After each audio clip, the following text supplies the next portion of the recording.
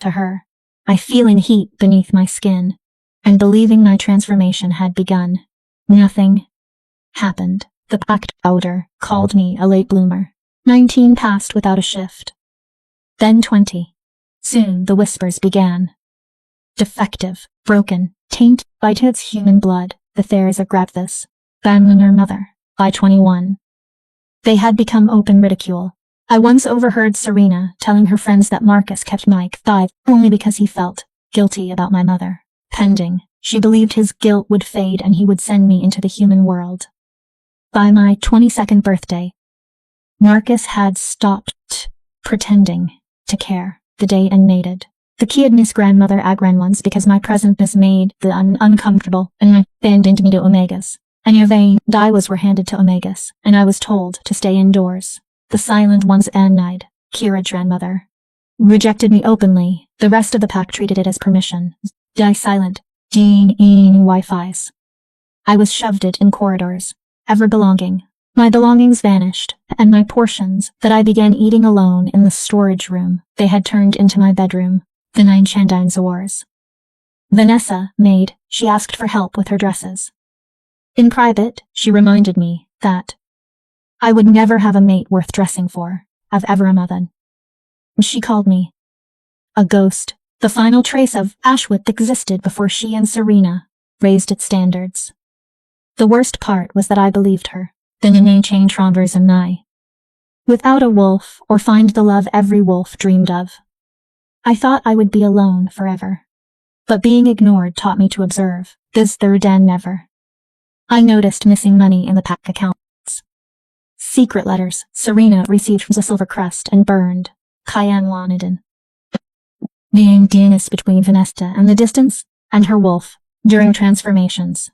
I also saw how visiting Alpha studied our land and resources with concealed hunger, the Venice, in my memory because knowledge was the only power I possessed. I did not yet know those observations would save my life, so I stay silent the 90 day before the ceremony, and I Drever. Kira's grandmother messengers are announced that King Damien Blackthorn had summoned every unmated wolf in the kingdom beneath the harvest moon. The night and Nors in the night. Marcus proudly processed as his finest wolves, resting his hand on Vanessa's shoulder, as she imagined attracting a powerful alpha. For one foolish moment, hope returned. Then noticed, the diviners of shields, perhaps a silent 100 bees meant for me. Perhaps the moon goddess had not forgotten me. That night, I knocked on Marcus' office door, and asked for my rightful place at the ceremony. He did not attending. And just like that, my final hope died in silence while Vanessa listened somewhere nearby, smiling. By the night of the ceremony, the pack house was emptying around me, and I was the only one being left behind. Shackled to that girl because of a dead woman's memory. If he had any sense, he'd send her to the human world where she belongs. Why doesn't he? One of her friends asked. Serena's smile was sharp. Guilt. He actually loved that human woman, can you imagine? But guilt only stretches so far. Eventually, even he'll see reason. I wasn't supposed to hear that. But wolfless or not, I'd learned to move quietly, to become invisible. Survival skills. 22 arrived 3 months ago. That's when Marcus stopped pretending. You're not attending pack runs anymore. He announced at dinner, not even looking at me while Vanessa smirked into her wine glass. It's uncomfortable for the others. Having you there. Unable to participate. I help with the preparations, I said quietly. I organize the Omegas can handle that. He cut his steak with precise, violent cuts. Find something else to occupy your time. Preferably indoors. Translation. Hide yourself. You're an embarrassment. The pack felt their alpha's rejection like permission. Suddenly, I was pushed in hallways. My belongings went missing. Food portions at pack meals shrank, until I started eating alone in my room, the smallest room in the pack house, the one that used to be storage. Vanessa led the cruelty parade with artistic precision. Kira, Could you help me with this zipper? She'd call sweetly in front of others, then whisper when I got close.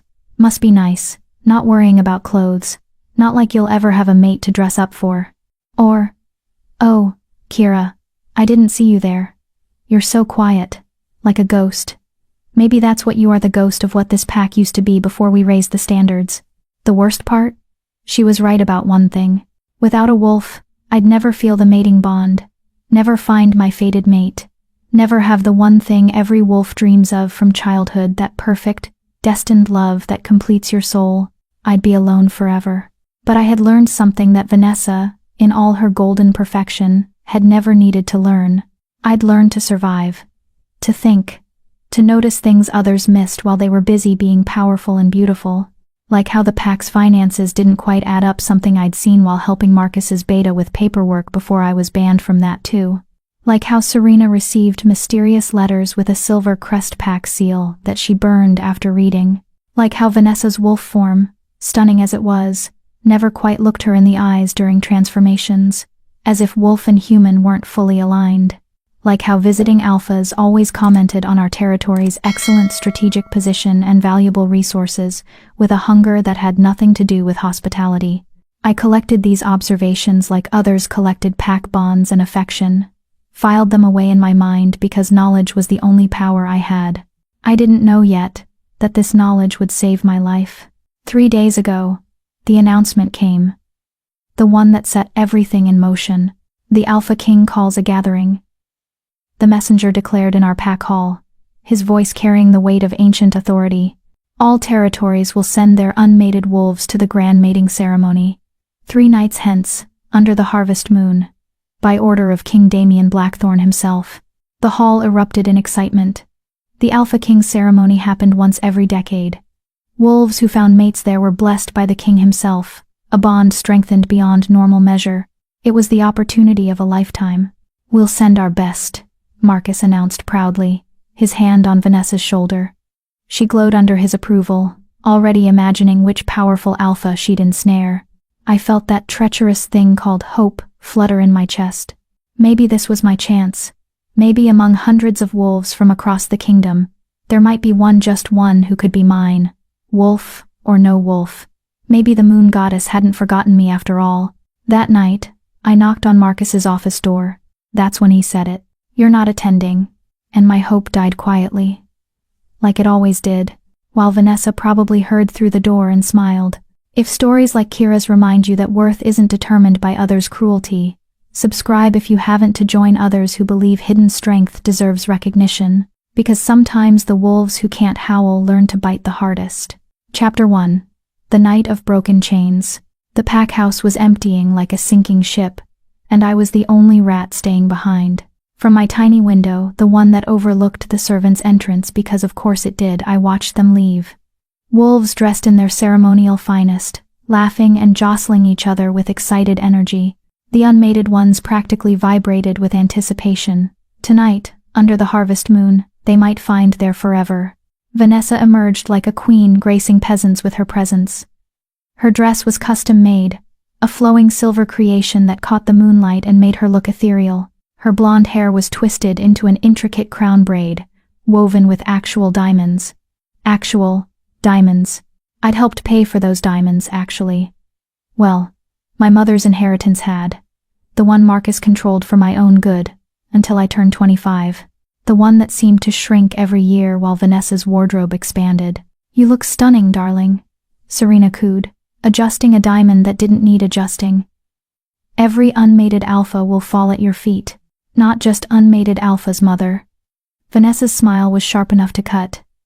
I heard the Alpha King himself might be in attendance. Not to participate, of course he's too important for that, but to observe. To bless the bonds. King Damien Blackthorn. Serena's eyes glittered with calculation. Unmated still, despite being 30. If you could catch his eye. A Luna Queen. Vanessa's voice dripped with ambition. I like the sound of that. They both laughed, that tinkling sound that always made my skin crawl, and swept toward the convoy of cars waiting to transport the pack to the ceremony grounds 3 hours away. Marcus emerged last, looking every inch the alpha in his formal attire. He paused, sniffed the air, then looked directly up at my window. For a moment, just a flash, I saw something in his eyes. Regret? Guilt? Then it was gone, replaced by cold dismissal. He turned away and climbed into his car. The convoy pulled away, taillights disappearing into the darkness like dying stars. Silence fell over the pack house like a burial shroud. I was alone. Completely, utterly alone. Even the Omegas had been allowed to attend as servants. Even the elderly wolves who could barely shift anymore had been invited to witness and bless the bonds. Everyone except me. I stood at that window for a long time, watching the empty driveway, feeling something inside me finally, irreversibly break. Not my heart that had been breaking in pieces for years. This was something deeper, something fundamental. My hope, my last, stubborn, idiotic hope that somehow, someday, I would be enough. You're not enough, I whispered to my reflection in the dark glass. You'll never be enough. Not for them, not for anyone. The girl staring back at me looked like a ghost. Pale skin from spending too much time indoors, hiding, dark hair that I'd stopped bothering to style because, what was the point? Gray eyes that used to spark with determination, but now just looked tired. Hollow. I was 22 and I looked haunted. This is your life now, I told that ghost girl. Invisible. Forgotten. Alone. Get used to it. But something happened then. Something I didn't expect. That ghost girl's eyes flashed. Not with hope, hope was dead. With something harder. Angrier. Rage. Pure, molten rage that I'd been swallowing down for 14 years. Ever since Serena walked into our lives and began systematically erasing my mother's memory, my place, my worth. Rage at Marcus for being too weak to fight for me the way he'd fought for my mother. Rage at Vanessa for making cruelty into an art form. Rage at the moon goddess herself. For making me this way, wolfless, mateless, powerless. But most of all, rage at myself. For accepting it. For bowing my head and taking their scraps and saying, thank you for the privilege of being tolerated in a pack that should have been partly mine. No more, I heard myself say. No more. I didn't plan what happened next. Didn't think it through. If I had, I probably would have talked myself out of it. Because that's what I did. I made myself smaller, quieter, less. But rage doesn't think. It acts. I grabbed my jacket, not a nice one. I didn't own nice things anymore and walked out of my room. Down the stairs where I'd learned to skip the third step because it creaked. Through the kitchen, where I'd eaten alone for months. Out the back door that no one watched because who would bother guarding against me? The forest waited beyond the pack house, dark and deep and full of the sounds of normal wolves running with their packs on ceremony night. I walked into it anyway. I had no plan. No destination. I just walked, branches catching my clothes, roots trying to trip me, the darkness pressing in from all sides. A wolf would have navigated this easily, senses sharp, night vision clear. I stumbled and scraped my hands and didn't care. Maybe I'd get lost. Maybe I'd die out here. Would they even notice? Would Marcus feel that alpha bond to his pack member and realize I was missing? Probably not. He'd stopped feeling that bond to me years ago, if it ever existed at all. I walked for what felt like hours, but was probably only 45 minutes. The ceremony grounds were 3 hours by car, but they were heading to the king's territory, to the ancient ceremonial site where the first wolves were blessed. I was just walking into our own territory's forest, going nowhere, achieving nothing. The story of my life. I finally stopped in a clearing, chest heaving, hands bleeding from where thorns had caught me, and screamed. Just screamed. No words. Just all that rage and pain and loneliness ripping out of my throat into the uncaring night. The forest absorbed it like it absorbed everything indifferent, eternal, vast. I sank to my knees in the moss, shoulders shaking, and that's when I heard it. Not a sound, a feeling. Like the air pressure changing before a storm. Like the moment before lightning strikes. Like the world holding its breath. The hair on the back of my neck stood up, a primal warning that something powerful was near. I scrambled to my feet, heart hammering, and that's when I saw them. Eyes. Glowing in the darkness between the trees. Not the yellow gold of normal wolves. Silver. Pure, metallic silver, like moonlight made solid, and they were looking right at me. Who's there? My voice shook, but I held my ground. What else could I do? Run? I couldn't outrun a wolf. Fight? I had no wolf to fight with. The eyes moved closer, and a shape materialized from the shadows. A wolf. But not like any wolf I'd ever seen. It was massive, easily twice the size of a normal alpha wolf. Its fur was black as midnight, but seemed to shimmer with that same silver light emanating from its eyes. Power radiated off it in waves that made my knees weak, made every instinct I possessed scream at me to bow, to submit, to acknowledge the apex predator in front of me. But I'd bowed enough for one lifetime. I'm not afraid of you. I lied through my teeth. The wolf's head tilted, studying me with an intelligence that was distinctly human. Then, impossibly, it began to shift. I'd seen hundreds of shifts. They were always the same. A brief shimmer, a fluid transformation, and then a naked human standing where the wolf had been. Most wolves carried clothes tied around their legs for this reason. This shift was different. The air itself seemed to bend around the wolf. Silver light exploded outward, forcing me to shield my eyes. When I lowered my hand, a man stood in the clearing. And not just any man.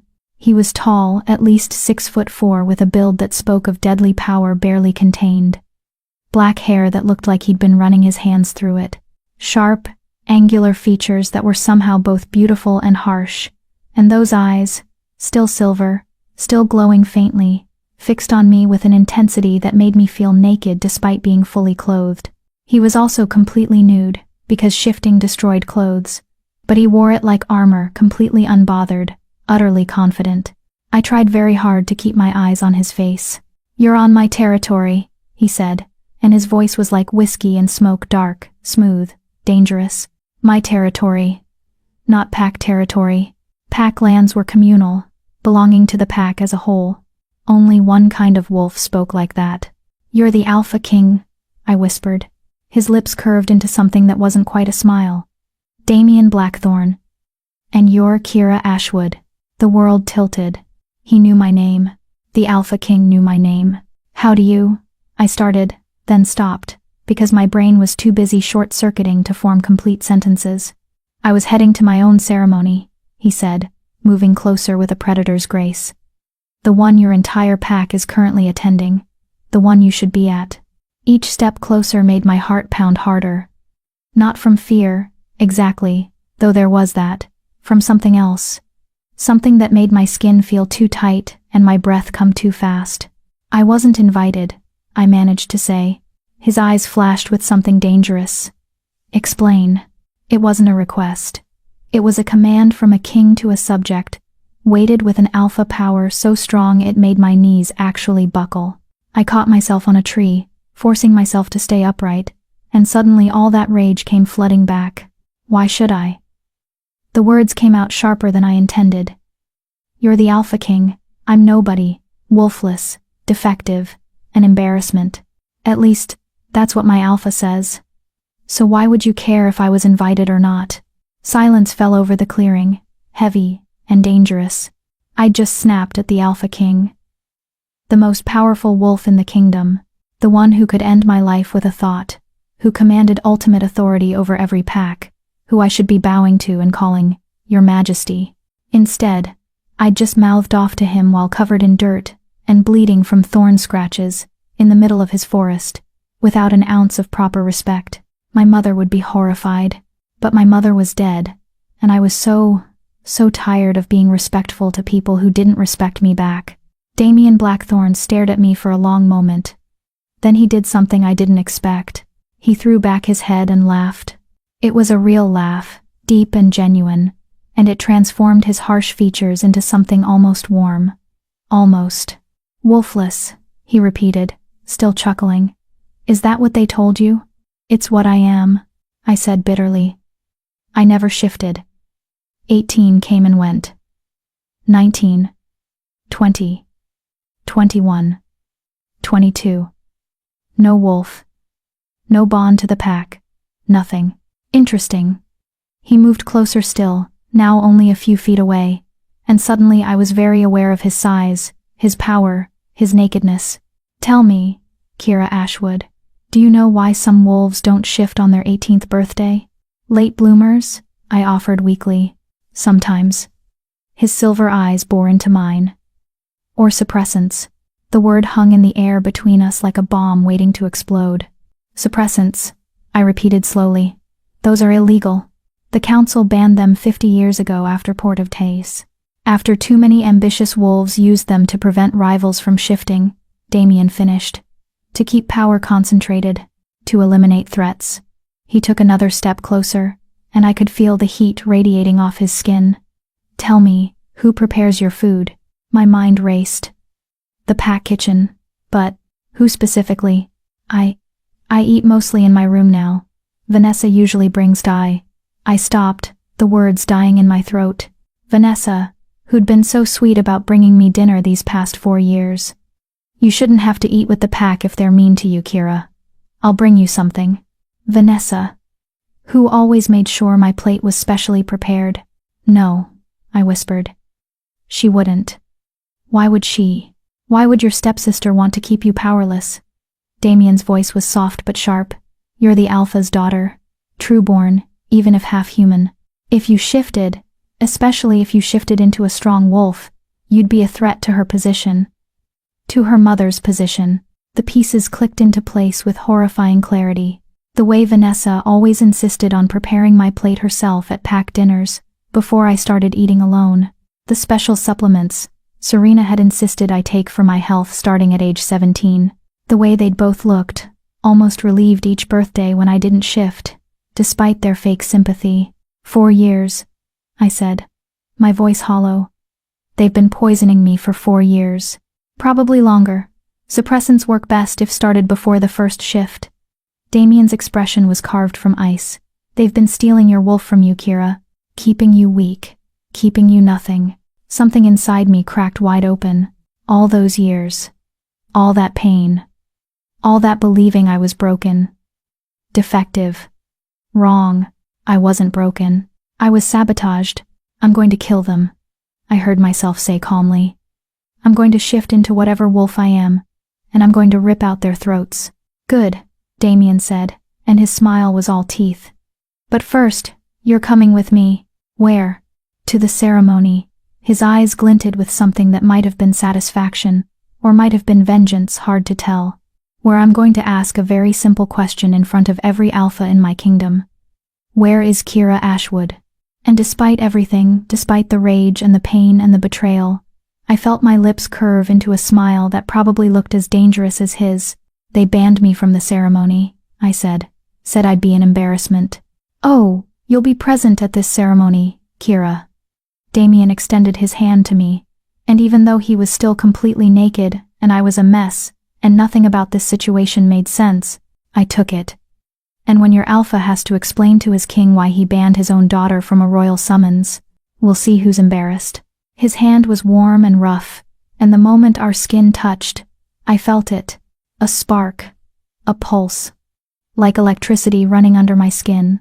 Like recognition. No, it couldn't be.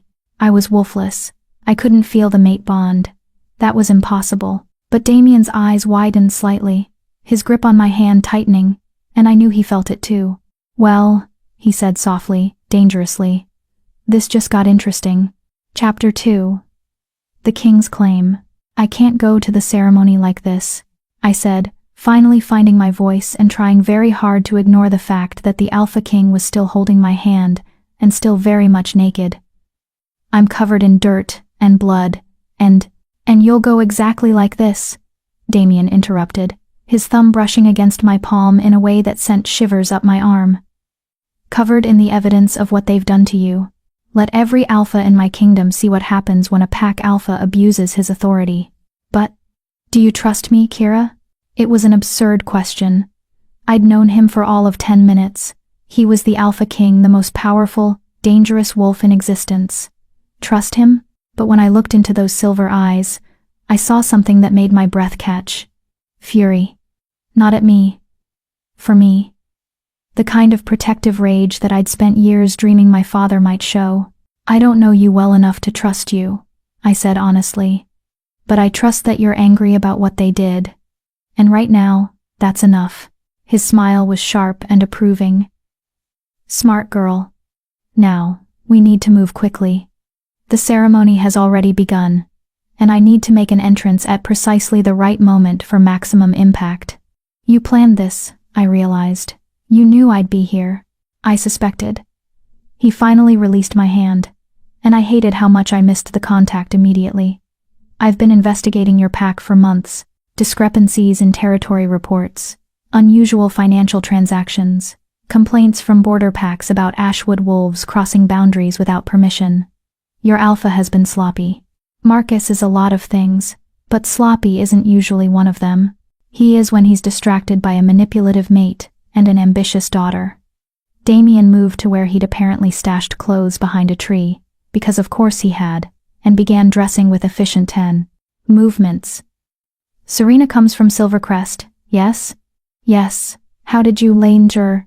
Silvercrest has been trying to expand their territory for decades. Marriages are their favorite tactic. Serena's older sister married into the Western Ridge pack 15 years ago. Within 5 years, Western Ridge's alpha mysteriously died, and his son, Serena's nephew, took over. Western Ridge is now functionally controlled by Silvercrest. I watched him button a black shirt that probably cost more than my entire wardrobe. You think they're trying to do the same with Ashwood? I think Serena saw an opportunity when your mother died and took it. A grieving alpha with a half-human daughter and substantial territory? Perfect target. He pulled on pants with the same efficient grace. The question is whether Marcus is a willing participant or a useful fool. He loved my mother, I said quietly. Really loved her. I remember how he looked at her. Like she was his whole world. Love makes people weak. Damien's voice was matter of fact, not cruel. It makes them vulnerable to manipulation, especially when they're grieving. Serena probably played the role of comforter, helper, savior. By the time Marcus realized what was happening, she'd already positioned herself as indispensable. It made horrible sense. I remembered those early months after Mom died. Marcus had been shattered, barely functional. Serena had swept in like a storm of efficiency, organizing everything, handling everything, making all the decisions he was too grief-stricken to make, including decisions about me. Why do you care? I asked suddenly. You're the Alpha King. You have bigger problems than one wolfless girl in one small pack. Damien paused in the act of pulling on boots, and looked at me with those unsettling silver eyes. Do you know what my father told me when I took the throne? I shook my head. He said, a king who ignores injustice in small places will eventually face revolution in large ones. Every pack in my kingdom needs to know that I see them, that I care about what happens to the weakest member as much as the strongest alpha. His voice dropped lower. And you're not wolfless, Kira. You're suppressed. There's a difference. How can you be sure? Because I can smell your wolf. He stood, fully dressed now in black on black, looking every inch the dangerous ruler he was. She's there, trapped, screaming to get out. The suppressants have built up in your system for years, creating a chemical cage. But she's there. My hand moved involuntarily to my chest, as if I could feel her. How long until the drugs wear off? Depends on the dosage and frequency. Could be days, could be weeks. He moved back toward me, and even fully clothed, his presence was overwhelming. But we can accelerate the process. There are treatments. Healers who specialize in this.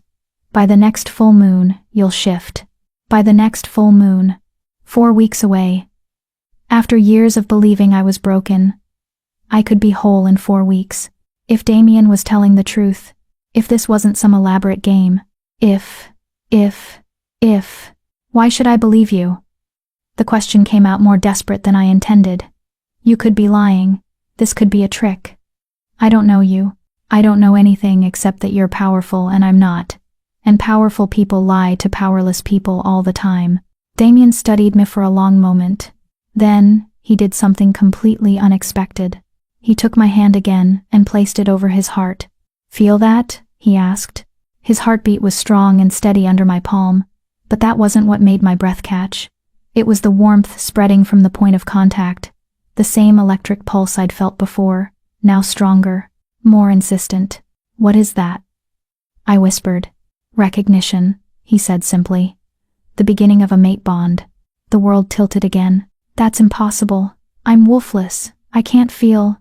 You're suppressed, not wolfless. There's a difference. His hand covered mine, holding it against his chest. Your wolf knows me even if you don't. She recognizes her mate. That's why the bond is forming despite the drugs in your system. Because mate bonds transcend everything, pack, rank, even chemical suppression. I yanked my hand back like I'd been burned. No, that's you're the alpha king. You can't, I can't. Can't what? Be worthy of a king? His voice was sharp. Is that what they taught you? That your worth is determined by whether you can shift? Yes. The word exploded out of me. That's exactly what they taught me. That I'm nothing without a wolf. That I'm an embarrassment. That I'll never have a mate, because what wolf would want someone broken? Tears burned in my eyes and I hated them, hated showing weakness in front of him. And now you're telling me you're my mate? The Alpha King is mated to the pack reject? That's not destiny. That's a sick joke. Damien moved faster than I could track, suddenly in my space, his hands on my shoulders, forcing me to look at him. Listen to me, Kira Ashwood, he said, his voice carrying that alpha command that made my bones vibrate. You are not broken. You are not worthless. You are the daughter of a woman brave enough to love a wolf and an alpha who once had honor. You survived 14 years of systematic abuse and suppression without breaking. You walked into a dark forest alone and faced a king without flinching. You are not nothing. You don't know me, I whispered. Not yet, he agreed. But I will. And you'll know me. Because whether you accept it today or a year from now, the moon goddess chose us for each other. That bond we both felt, it doesn't lie. I wanted to believe him. Moon goddess. I wanted to believe him so badly it hurt. But I'd spent years learning that hope was dangerous, that trust was a weapon people used against you, that good things didn't happen to girls like me. I can't think about this right now, I said, stepping back from his grip. The mate bond, the drugs, what it all means I can't. It's too much. Can we just focus on getting to the ceremony before my brain explodes? Damien watched me for a moment longer, then nodded. We'll table this discussion. For now. But Kira? He waited until I met his eyes. You can run from a lot of things. You can't run from a mate bond. Eventually, we'll have to deal with this. One crisis at a time, I muttered. His lips twitched in what might have been amusement. Fair enough, come. He started walking, and I hurried to follow, which was difficult because his legs were approximately twice as long as mine and he moved through the forest like he owned it. Which, technically, he did. How far are we from the ceremony grounds? I asked, stumbling over a route in the darkness. On foot? About 20 miles. He glanced back at me. Don't worry.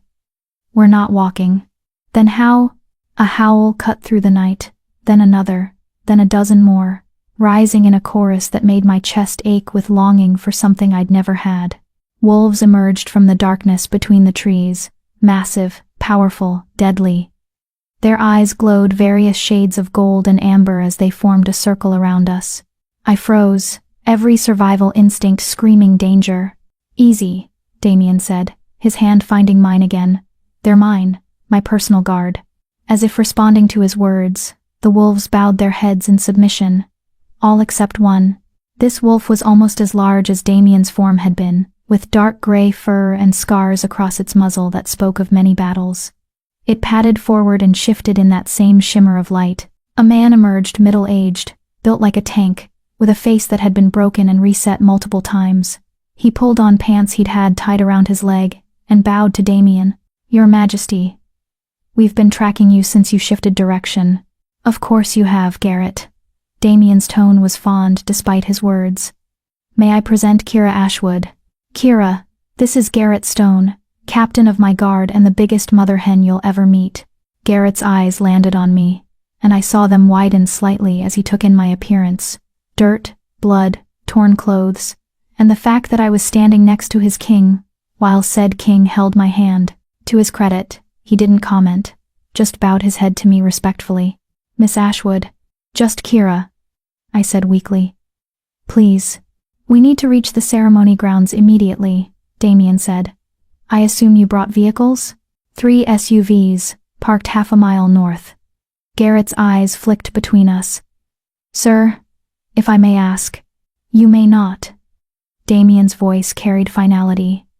You'll know everything when everyone else does. For now, we move. The wolves shifted back, and suddenly we were surrounded by naked men and women pulling on clothes with practiced efficiency. They formed a protective formation around us, Garrett at the front, and we started moving. I'd seen pack formations before, but never like this. These wolves moved like a military unit, completely silent, completely coordinated.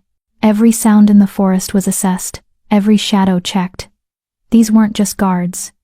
They were elite warriors, and they were protecting me. Why aren't they questioning this? I whispered to Damien as we walked. I'm nobody. Why would your guards protect me like I'm important? Because you're with me, he said simply. That makes you important. And he hesitated, which seemed unusual for him. They can probably smell the beginning of the mate bond. It leaves a scent, mingles our pheromones. My face went hot. You mean they all know we're Anna, potentially mated? Yes. He didn't sound bothered. They won't speak of it until I confirm it publicly, but yes, they know. Great, just great. The Alpha King's elite guard thought I was their future queen, and I looked like I'd been dragged through a forest backward, which, to be fair, I basically had been. We reached the SUVs, sleek black monsters that probably cost more than my entire pack house and piled in. I ended up in the back seat next to Damien, with Garrett driving and 2 other guards in the front passenger seat and the 3rd row. The moment the door closed, Damien's hand found mine again in the darkness. You're shaking, he observed quietly. I'm about to walk into a room full of alphas who think I'm nothing, accompanied by the Alpha King, to publicly confront my father about being poisoned and suppressed for years. My voice came out higher than normal. Of course I'm shaking. I should be vibrating out of my skin. They don't think you're nothing. They will when they see me. I gestured to my appearance. I'm the Wolfless reject who wasn't even invited. I'm the joke. The embarrassment. You're the survivor, Damien corrected. And by the time this night is over, everyone in that room will know exactly what you survived. They'll know what was done to you, and they'll know that you're under my protection now. Your protection? His silver eyes caught the passing streetlights, making them glow. Mine. Anyone who touches you, insults you, or so much as looks at you wrong, will answer to me. That's not a threat, Kira. It's a promise. The way he said it with absolute certainty and deadly intent should have scared me. Instead, it made me feel something I hadn't felt in years. Safe. We drove in silence for a while, the forest giving way to more developed areas, then to the outskirts of the king's territory. I could see lights in the distance, bright and numerous. That's the ceremonial grounds, Garrett said from the front. Looks like the gathering is in full attendance. I'd estimate 300 wolves. Maybe more. 300. Moon goddess. Kira. Damien's voice pulled my attention back to him. When we arrive, you stay close to me. Don't speak unless I indicate you should. Don't react to anything your pack says or does. Just stand there and let me handle it. I don't need you to fight my battles. I said, that familiar, stubborn pride rising up. Tonight you do. His grip on my hand tightened. Because this isn't just about you anymore. This is about every wolf in my kingdom knowing that suppressants will not be tolerated. That abuse of pack members will be investigated and punished. That rank doesn't put anyone above the law. You're my evidence, Kira, my proof. Let me use that to make sure this never happens to anyone else. Put that way, it made sense. This was bigger than my personal revenge, though I still really wanted to rip out Vanessa's throat. Okay, I agreed. I'll follow your lead. But after you've made your point then, can I tell them exactly what I think of them? Damien's smile was sharp and approving. After I've made my point, you can burn your bridges however you want. I'll even provide the matches. The SUV slowed as we approached a massive gate, flanked by guards who immediately snapped to attention when they saw the vehicles. The gate swung open without question. We drove through grounds that looked like something from a fairy tale. Ancient trees dripping with silver and gold decorations, pathways lit by thousands of glowing orbs. and at the center, a massive open pavilion where I could see hundreds of wolves gathered. The ceremony, my ceremony. The one I should have been at from the beginning. "Are you ready?" Damien asked as we pulled to a stop near the pavilion's entrance. Was I ready to face my pack? To confront Marcus? To stand in front of 300 wolves while looking like a disaster and feeling like my entire world was imploding? No, absolutely not. But I'd survived 14 years of abuse, 4 years of being slowly poisoned, and 22 years of believing I was fundamentally broken. I could survive this. "Let's go ruin some lives," I said. Damien's laugh was low and dangerous. "That's my girl." The guards exited first, forming a protective formation. Then Damien stepped out, moving around the vehicle to open my door himself. He extended his hand to me, and I took it, letting him help me out of the SUV. The moment I stood, I heard it. Music. Laughter. The ceremony in full swing, and then, cutting through it all, a voice I knew all too well, Vanessa's. "Father, tell them about the time Kira tried to join a pack run and got lost for 6 hours. Laughter rippled through the pavilion, cruel, mocking laughter at my expense. Something in my chest, something that had been barely holding together, finally shattered. "Damien," I said quietly. "Yes?" "Burn it all down." His smile was savage and beautiful. "With pleasure." He placed his hand on the small of my back and guided me forward, toward the lights and laughter and the pack that had thrown me away. Toward my reckoning. Chapter 3. The Reckoning. The pavilion was magnificent in a way that made my breath catch despite everything. Crystal chandeliers hung from ancient oak branches, casting rainbow light across hundreds of wolves dressed in their finest ceremonial attire. The air hummed with power. So many alphas in one place created a pressure that would have brought weaker wolves to their knees. I felt it like a physical weight, but I kept walking. Damien's hand on my back was a steady anchor, warm and grounding. His guards flanked us in a formation that screamed importance, danger, royalty. People were starting to notice. Conversations stuttered and died as we passed. Heads turned, eyes widened. I heard the whispers start like wildfire spreading through dry grass. "Is that the king? King Damien is here? Why is he who's that with him? She looks like she crawled through a forest. Is that blood on her hands?" We walked through the crowd like a knife through silk, everything parting before us. Some wolves bowed their heads in respect. Others stared in confusion or curiosity. And then I saw them, my pack, gathered in a prime section near the front, dressed in coordinated silver and blue ashwood pack colors. Marcus stood with other alphas, his chest puffed out with pride, clearly enjoying his position among the powerful. Serena held court with a group of Luna females, her laugh artificial and too loud. And Vanessa, perfect, beautiful Vanessa, stood surrounded by unmated alphas like a queen with her courtiers, wearing that diamond-studded dress and a smile that could cut glass. She was in the middle of telling another story. I could hear her clear, carrying voice even across the distance. And poor Kira actually thought she might attend tonight. Can you imagine? Father had to explicitly forbid it because she just couldn't understand that some events are for real wolves only. More laughter. Cruel, casual laughter at my expense, because I wasn't there to hear it. Because I was supposed to be locked away in the pack house, invisible and forgotten, except I wasn't. Damien's hand pressed more firmly against my back. A silent question. "Ready?" I nodded, not trusting my voice. He guided me forward, directly toward the raised platform, where the ceremony's master of ceremonies, an elderly wolf named Elder Thomas, was preparing to announce the next round of potential mate introductions. We climbed the steps to the platform. That's when someone finally recognized me. Is that a young wolf from my pack? Someone who'd pushed me in hallways, who'd laughed at Vanessa's jokes at my expense. His eyes went wide. That's Kira Ashwood. The whispers exploded. Kira Ashwood? The Wolfless one? What is she doing here? Why is she with the king? Marcus's head snapped toward the platform. I watched his face cycle through confusion, recognition, shock, and then something that might have been fear. Good. Elder Thomas noticed us on the platform and turned, his elderly face creasing in confusion that shifted rapidly to alarm when he recognized Damien. "Your Majesty," He immediately bowed deeply. We weren't expecting, that is. We're honored by your presence, but, Elder Thomas. Damien's voice cut through the rising noise like a blade. It wasn't loud, but it carried alpha command laced into every syllable, impossible to ignore. I require your attention, and the attention of every wolf present. Silence fell like a guillotine blade. 300 wolves went utterly still, every eye fixed on the platform. On Damien. On me. I'd never had so many people look at me at once.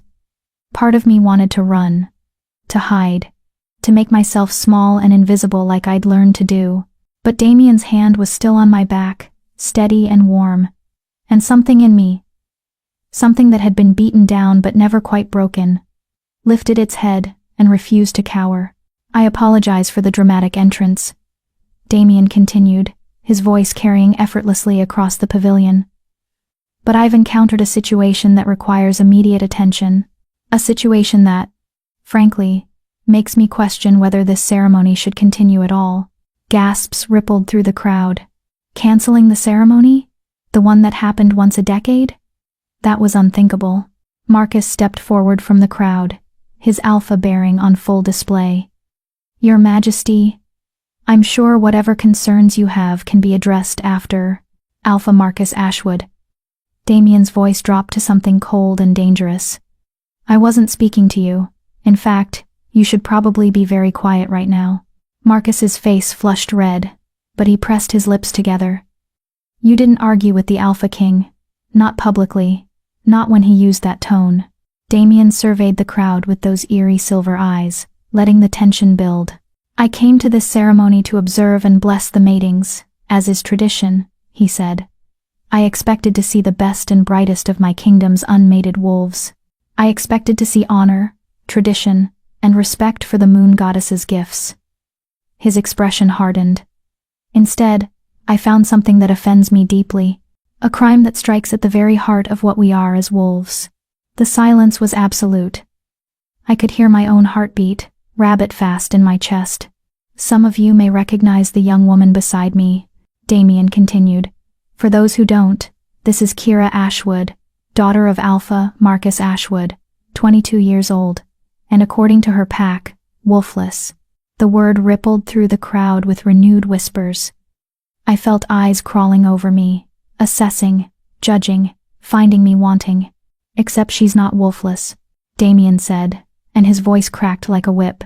She's suppressed. For the past 4 to 6 years, possibly longer, someone has been dosing her with illegal suppressants, drugs banned by the council half a century ago, because they were used to eliminate rivals and consolidate power. Drugs that can cause permanent damage if used long enough. Drugs that have been slowly poisoning this young woman while her pack mocked her for being unable to shift. The pavilion erupted. Shouts of disbelief, horror, anger, alphas demanding to know who was responsible, Lunas clutching their own children closer, elder wolves shaking their heads in disgust. I watched my pack's section. Watched the Ashwood wolves' faces cycle through shock and confusion. Some looked genuinely horrified. Others looked skeptical. Vanessa had gone white as snow. Serena's face was a careful mask of shock, but her eyes were calculating, already planning her defense. Marcus looked like he'd been struck by lightning. That's impossible, Marcus managed, his voice shaking. Your Majesty, I don't know what you've been told, but Kira is simply a late bloomer, or perhaps you'd like to explain why your daughter was found wandering alone in the forest tonight, bloody and distressed, on a night when every unmated wolf in your pack was ordered to attend this ceremony. Damien's voice could have frozen fire. Why was Kira Ashwood, your legitimate daughter, banned from tonight's gathering? Marcus opened his mouth, closed it. No words came out. Let me guess, Damien continued, his tone conversational but laced with venom. She's an embarrassment. A liability. Wolfless girl reflects poorly on the Ashwood pack's reputation. Better to hide her away, keep her out of sight, pretend she doesn't exist. She was invited. Serena suddenly spoke up, stepping forward with her Luna's bearing fully engaged. Her voice rang with false concern. Of course she was invited, Your Majesty. Kira chose not to attend. She was feeling unwell, as she often does. Don't. The single word from Damien made Serena actually step back. Don't insult my intelligence by lying to my face, Luna. I can smell deception, and you reek of it. Serena's mask cracked, just a little. Kira. Damien turned to me, his voice gentler. Tell everyone here what happened tonight. This was it, my moment. Every eye in the pavilion on me, waiting. My throat felt like sandpaper. My hands were shaking. But I lifted my chin and forced myself to speak. Alpha Marcus told me 3 days ago that I wasn't allowed to attend the ceremony, I said. My voice came out quieter than I wanted, but it carried in the dead silence.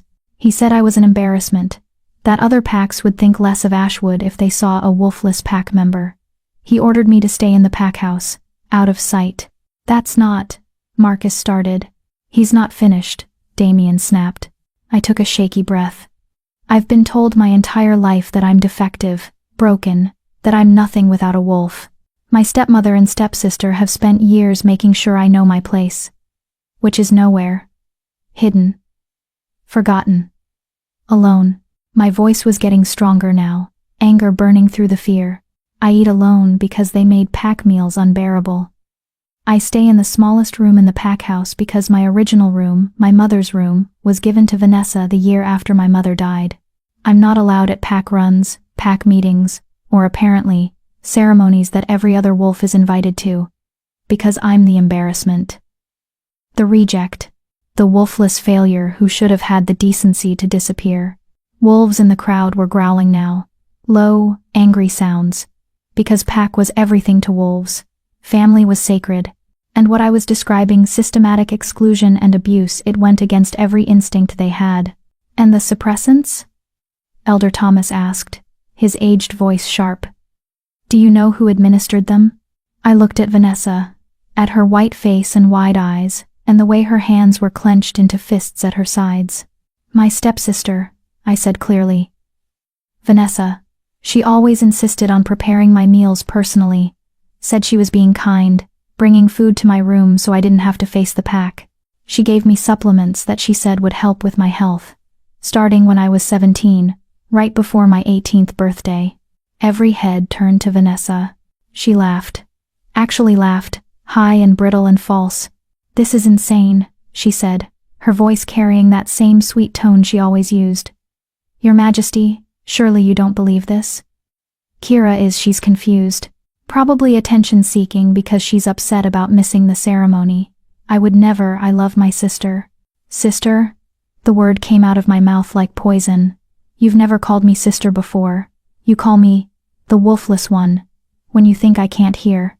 You've spent 4 years making my life hell while slowly poisoning me, and now you're going to stand there and claim you love me?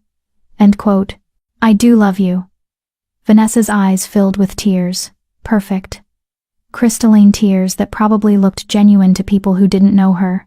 I've tried so hard to help you, to support you, and this is how you repay me? By making up horrible lies in front of the king? She was good. Really good. I could see some wolves in the crowd wavering, uncertain. But Damien wasn't wavering. Garrett, he said calmly.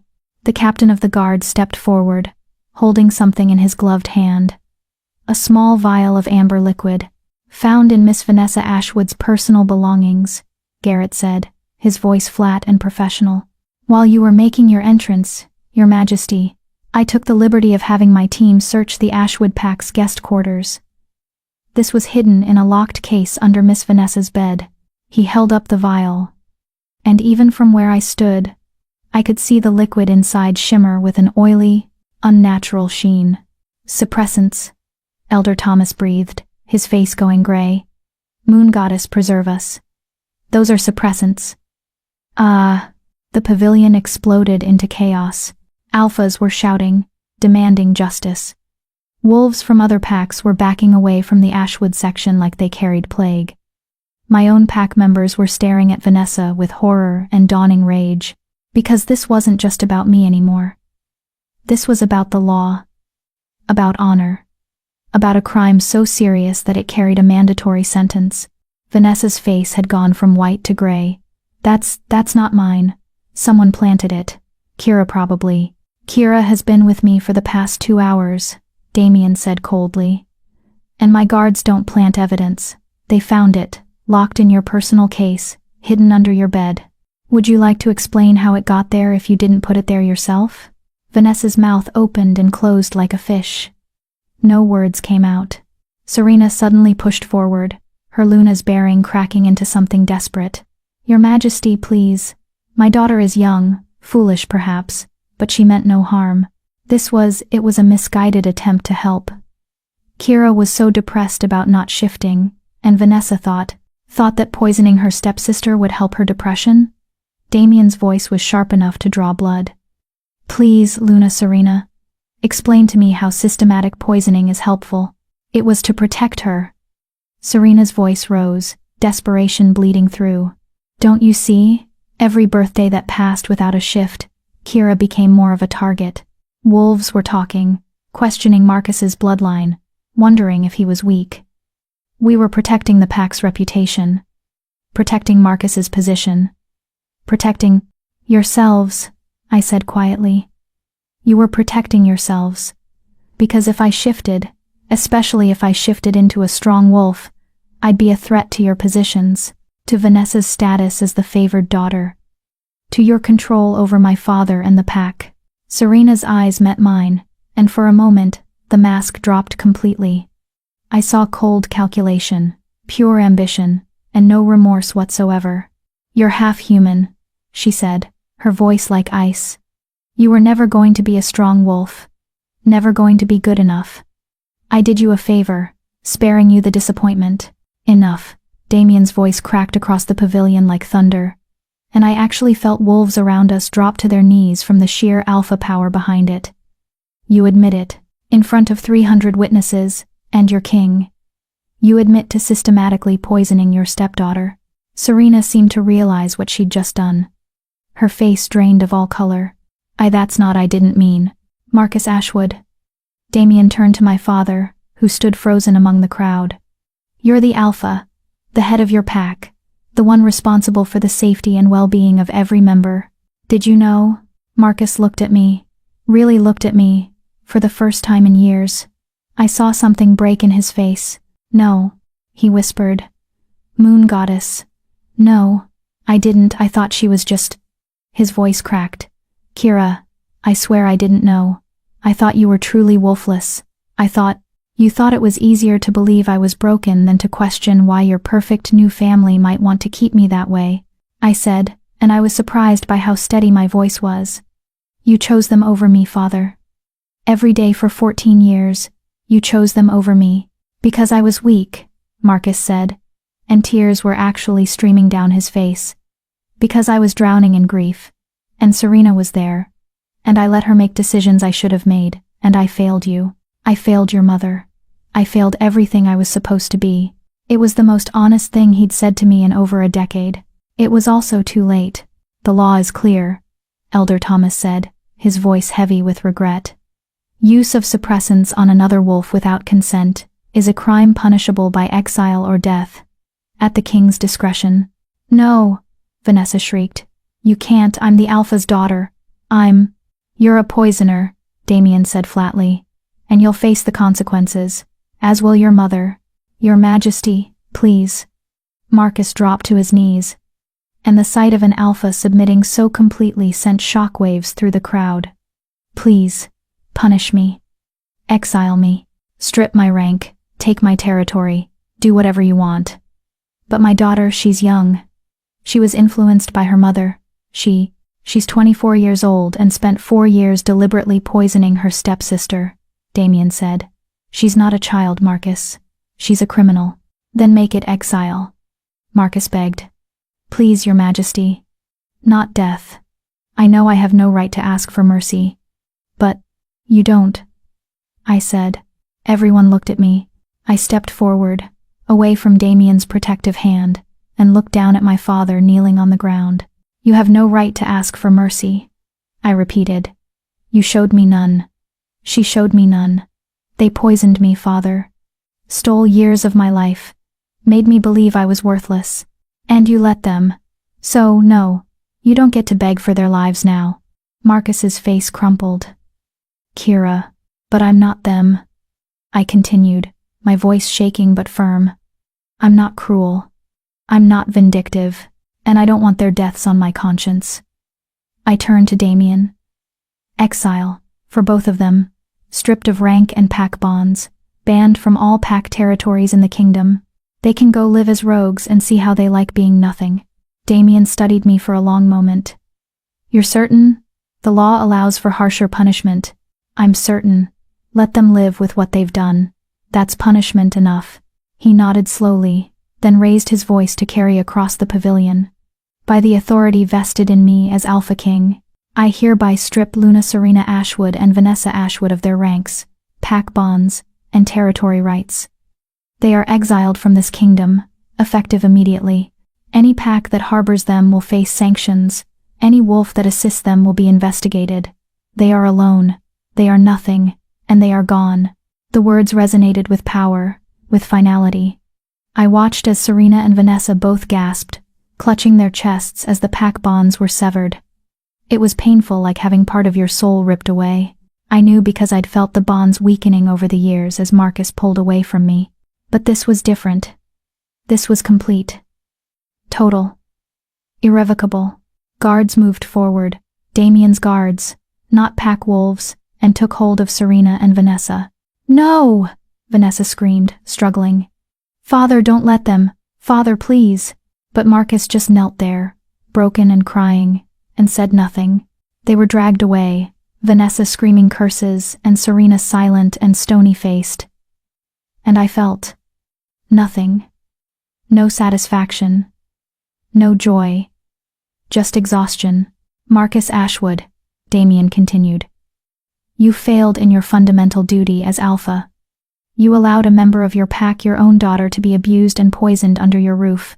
The council will decide if you're fit to continue as Alpha. Until then, you're on probation. One more failure, one more sign of weakness, and you'll lose everything. Do you understand? Yes, Your Majesty, Marcus whispered. Now get out of my sight. Marcus stood on shaking legs and walked away, suddenly looking decades older. The rest of the Ashwood pack followed, their heads down, carrying the shame of what had been revealed. I stood on the platform, surrounded by hundreds of staring wolves, and felt the weight of it all crash down on me. My legs gave out. Damien caught me before I hit the ground, pulling me against his chest, his arms strong and steady around me. I've got you, he murmured into my hair. You're safe. You did it. It's over. Is it? I asked, my voice muffled against his shirt. The worst of it, yes. His hand stroked my back in soothing circles. The rest we'll handle together. Together. The word should have terrified me. Instead, it felt like a promise. Like maybe, for the first time in 14 years, I wasn't alone. Chapter 4. Awakening. I don't remember much about leaving the pavilion. Just fragments, Damien's arms around me, the whispers of 300 wolves following us out, the cool night air on my face, Garrett's gruff voice saying something about getting her to safety. The smooth leather of the SUV seat beneath me, and then exhaustion pulled me under like a riptide, and I surrendered to it. I woke to sunlight streaming through windows that were definitely not mine, in a bed that felt like sleeping on a cloud, under sheets that probably cost more than everything I'd ever owned combined. For a blissful moment, I didn't remember. Then it all came crashing back. The ceremony, the confrontation, Damien revealing everything in front of the entire kingdom's unmated wolves. Vanessa and Serena's exile. Marcus's broken face. The mate bond. I sat up too quickly and immediately regretted it as the room spun. My hands, I looked down at my hands. Someone had cleaned and bandaged the cuts from the thorns. I was wearing soft pajamas that definitely weren't mine, and I smelled like lavender soap. Someone had bathed me while I was unconscious. That should have been alarming, but mostly I was grateful not to be covered in forest debris anymore. You're awake. A woman's voice, warm and professional, came from a chair by the window. She was middle-aged, with kind eyes and the bearing of someone used to authority. I'm Dr. Sarah Chen, the Royal Pack physician. How are you feeling? Like I got hit by a truck full of emotional trauma, I said honestly. Her lips twitched. That's Surprisingly accurate. You collapsed from exhaustion and shock last night. His Majesty carried you here himself, and refused to leave until I assured him you were stable. She stood and approached the bed, her movements calm and measured. May I examine you? I nodded, still trying to process the phrase, His Majesty carried you here himself. Dr. Chen checked my pupils, my pulse, listened to my heart. Her hands were gentle but efficient. The good news is you're physically healthy, all things considered. The cuts were minor, no signs of infection. But Kira, she sat on the edge of the bed, her expression serious. The suppressants in your system are another matter. I drew blood while you slept, with His Majesty's permission. The levels are concerning. How concerning? You've been dosed consistently and heavily for at least 4 years, possibly longer. The chemical buildup is significant. We can flush most of it out with treatments, but... She hesitated. There may be permanent effects. Delayed shifting, difficulty maintaining wolf form at first. Possible pain during your first transformations. I won't know the full extent until we get the drugs out of your system and you actually shift. But I will shift? The question came out smaller than I intended. I do have a wolf? Oh, honey. Dr. Chen's expression softened. You absolutely have a wolf. I can sense her, trapped and furious. She's been trying to break free for years. Once we clear the suppressants, she's going to emerge like a hurricane. Something tight in my chest loosened. How long? The treatments will take 2 weeks of intensive therapy. After that, you should be able to shift within days, possibly during the next full moon, which is, she checked her tablet, 3 weeks away. Perfect timing, actually. 3 weeks. In 3 weeks, I could finally meet the part of myself I'd thought was gone forever. Where am I? I asked, looking around the room properly for the first time. It was gorgeous, high ceilings, elegant furniture, windows that overlooked manicured gardens. This wasn't a pack house. This was a palace. The king's personal residence, Dr. Chen confirmed. You're in the guest wing, though His Majesty mentioned he might move you to quarters closer to his own once you're feeling better. She gave me a knowing look. He's been very concerned about your well-being. Heat crept up my neck. About that, the whole mate bond thing. Is it real? Or was he just saying that to protect me? Do you feel it? Dr. Chen asked gently. The pull? The awareness of him even when he's not in the room? I did. Even now, I could sense Damien somewhere in the building. Not his exact location, but his presence, like a warm weight in my chest, a compass always pointing toward him. The bond doesn't lie, Dr. Chen said. Especially not a royal bond. Alpha king mates are rare, maybe one every few generations. The moon goddess chooses very carefully. You're his, Kira. And he's yours. Whether you accept it or not. That's the truth. A knock on the door interrupted whatever I might have said to that. Come in, Dr. Chen called. Damien entered, and my breath caught. He was dressed more casually than last night. Dark jeans and a fitted black shirt, but he still radiated power. Those silver eyes found mine immediately, and I felt that pull intensify, like a rope between us drawing tight. You're awake, he said, his voice carrying relief. Good, Dr. Chen. How is she? Stable, coherent, needs rest and treatment, but she'll recover. Doctor. Chen stood. I'll give you 2 privacy. Kira, I'll be back this afternoon to start the first treatment. Until then, take it easy. Your body has been through significant trauma. She left, closing the door softly behind her. Silence fell between us, not uncomfortable, but weighted, charged. You carried me here, I said finally. You collapsed in my arms. What else was I supposed to do? He moved closer, settling into the chair. Dr. Chen had vacated. How are you feeling? Honestly, I feel like my entire life was a lie, and I don't know who I am anymore. The words tumbled out before I could stop them. For 14 years I thought I was broken, defective, worthless. And it turns out I wasn't broken, I was sabotaged. By my own family. While my father looked the other way. I know. His voice was gentle but his eyes were hard. What they did to you was unforgivable. You gave them exile instead of death, I said. You could have overruled me. You're the king. Why didn't you? Damien was quiet for a moment, studying me. Because you asked me not to. Because despite everything they did to you, you chose mercy. That says something about who you are. Kira, something important. Or it says, I'm weak. No. The word was firm, absolute. Mercy from a position of powerlessness is weakness. Mercy from a position of power is strength. You stood in front of 300 wolves, faced your abusers, and chose to be better than them. That's not weakness, that's courage. I wanted to believe him. Wanted to believe I was strong instead of just tired of fighting. What happens now? I asked. I can't go back to the Ashwood pack. Even if Marcus is still Alpha, even if they'd take me back, I can't. You're not going back. Damien leaned forward, his elbows on his knees. You're staying here, in my territory, under my protection. As what? Your charity case? His eyes flashed. As my mate. The words hung in the air between us, heavy with implication. We barely know each other, I said weakly. We have time to fix that. He extended his hand, palm up, an offering. I'm not asking you to accept the bond today, Kira. I'm not asking you to love me or trust me or even like me. I'm asking you to stay, to heal, to get to know me while you figure out who you are without them in your head. I stared at his hand, rough, scarred, strong. The hand of a warrior and a king, the hand of my mate. Slowly, carefully, I placed my hand in his. The spark was immediate, that electric pulse that made my breath hitch and my heart race. His fingers closed around mine, warm and secure. Okay, I whispered. I'll stay. His smile was small but genuine, softening those harsh features into something almost tender. Good. Now, you need to eat.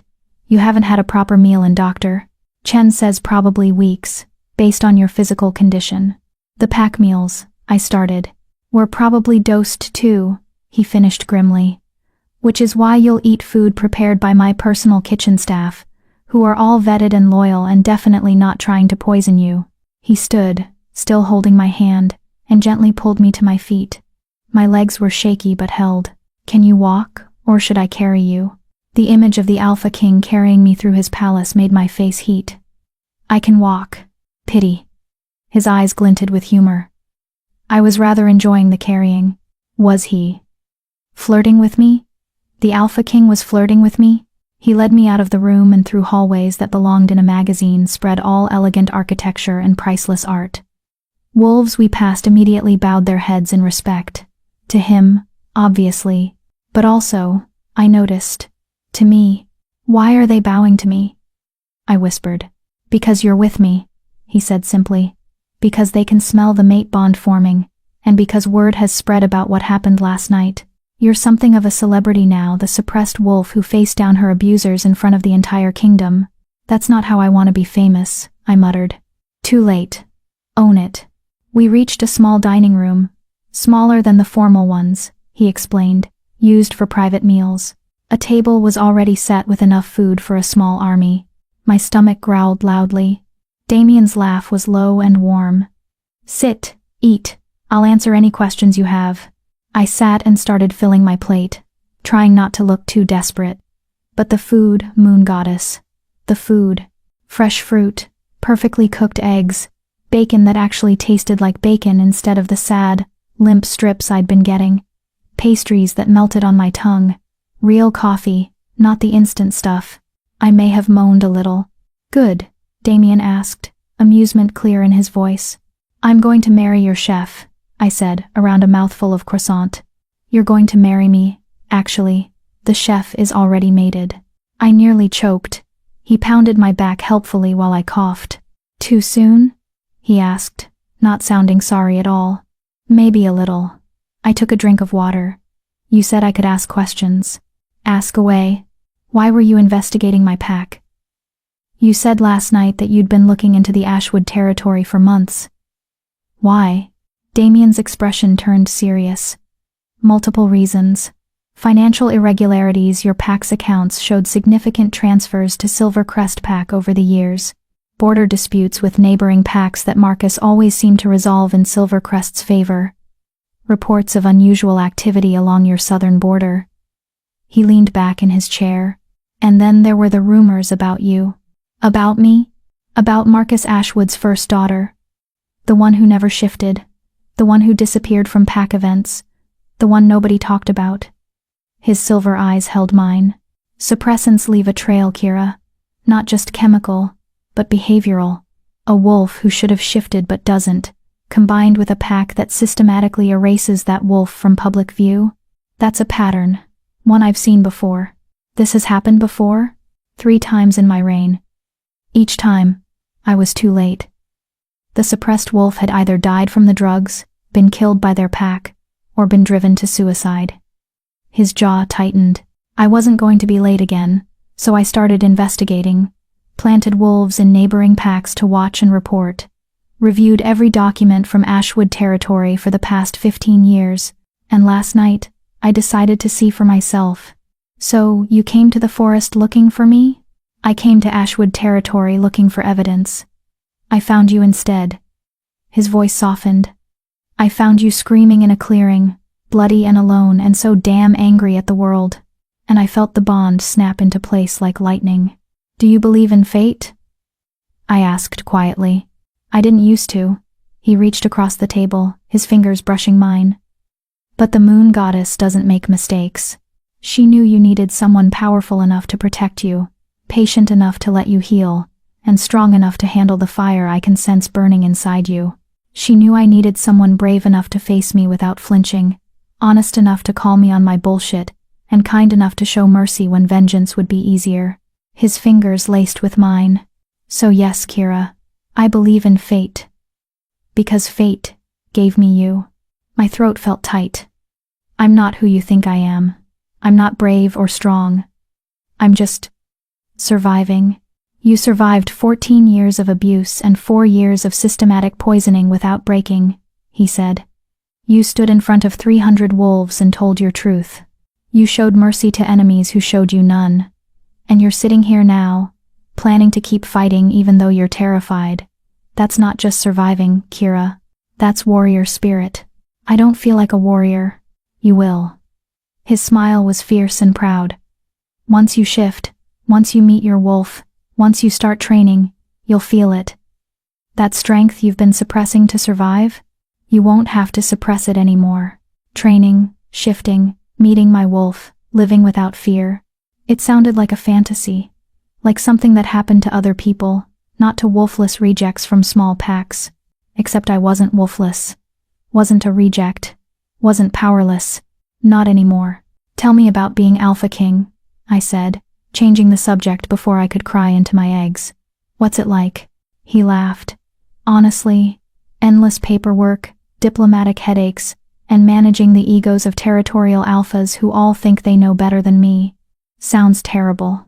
It has its moments. His expression turned thoughtful. But it's also rewarding. When I can actually help someone, make a real difference like last night, it reminds me why I took the throne in the first place. Why did you take the throne, I mean? You don't seem like you enjoy the political aspects. I don't. But my father was dying, and the alternative was my uncle, a wolf who thought power meant dominance and cruelty. Who would have turned this kingdom into a dictatorship? Damien's voice was quiet. So I challenged him for the succession, beat him in single combat in front of the council, and spent the next 8 years cleaning up decades of corruption and establishing new laws to protect wolves like you. How old were you? 22. Same age as you are now. I tried to imagine being 22 and taking on that responsibility. Couldn't. You must have been terrified. Every single day. His admission surprised me. Still am, sometimes. But fear doesn't mean you don't act. It means you act despite the fear. We ate in comfortable silence for a while. I worked my way through an embarrassing amount of food while Damien watched with what looked like satisfaction. What? I asked, catching him staring. You're eating, actually eating, not picking. It's good to see. Your chef is a wizard. I'm pretty sure these pastries contain actual magic. I'll pass along the compliment. He glanced at the clock. Dr. Chen will be back soon to start your first treatment. Until then, would you like to see the territory? Get some fresh air? The thought of going outside, of being seen by more wolves, made my anxiety spike. I don't have any clothes, just these pajamas. Already handled. He stood and offered his hand. I had my assistant pick up some things in your size. They're in your closet. Take your time getting dressed. I'll wait. He left before I could protest, and I found myself back in the gorgeous bedroom with its cloud-like bed. The closet, because of course there was a walk-in closet, was filled with clothes. Not fancy ceremonial dresses, but practical, comfortable things. Jeans that actually fit, soft sweaters, sturdy boots. Everything in my size, everything in colors I actually liked. Someone had paid attention, had cared enough to get it right. I dressed in jeans and a deep green sweater that made my gray eyes look almost silver, brushed my hair, and stared at myself in the mirror. The girl looking back didn't look like a victim, didn't look broken or defeated. She looked like someone who'd survived, who was still standing, like someone who might, someday, be strong. Not yet, I told my reflection, but maybe soon. When I emerged, Damien was waiting in the hallway, and the way his eyes lit up when he saw me made something warm bloom in my chest. Beautiful, he said simply. It's just jeans. I wasn't talking about the clothes. And just like that, I was blushing like a teenager. He led me outside, through gardens that looked like they belonged in a fairy tale. And I felt it, the pull of the earth, the whisper of wild things, the sense of something waiting just beneath my skin. My wolf, trapped but there, patient, strong. I can feel her, I whispered. Damien's hand found mine. Good. Hold on to that feeling. Let it remind you what they tried to take from you, what they failed to take from you. What if I'm not strong enough? When I shift, what if my wolf is weak? What if, Kira? He stopped walking and turned to face me fully. Do you know what suppressants do to wolves who are actually weak? They simply prevent the shift. The wolf never emerges at all. His silver eyes bored into mine.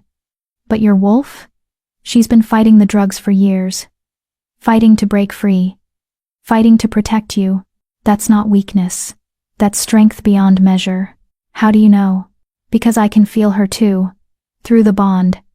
And she's magnificent. Magnificent. The word settled into my chest like a promise. Maybe I wasn't broken after all. Maybe I never was. Chapter 5. The Wolf Within. 2 weeks passed like a dream I was afraid to wake from. Dr. Chen's treatments were brutal injections that burned like fire through my veins, herbs that made me violently ill, sessions in a specialized chamber that supposedly accelerated cellular purification, but felt like being slowly electrocuted. Every day, I'd collapse into bed, feeling like I'd been torn apart and badly reassembled.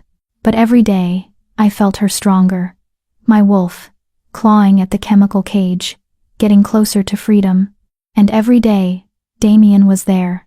He sat with me during the worst treatments, holding my hand while I screamed. He carried me back to my room when I couldn't walk.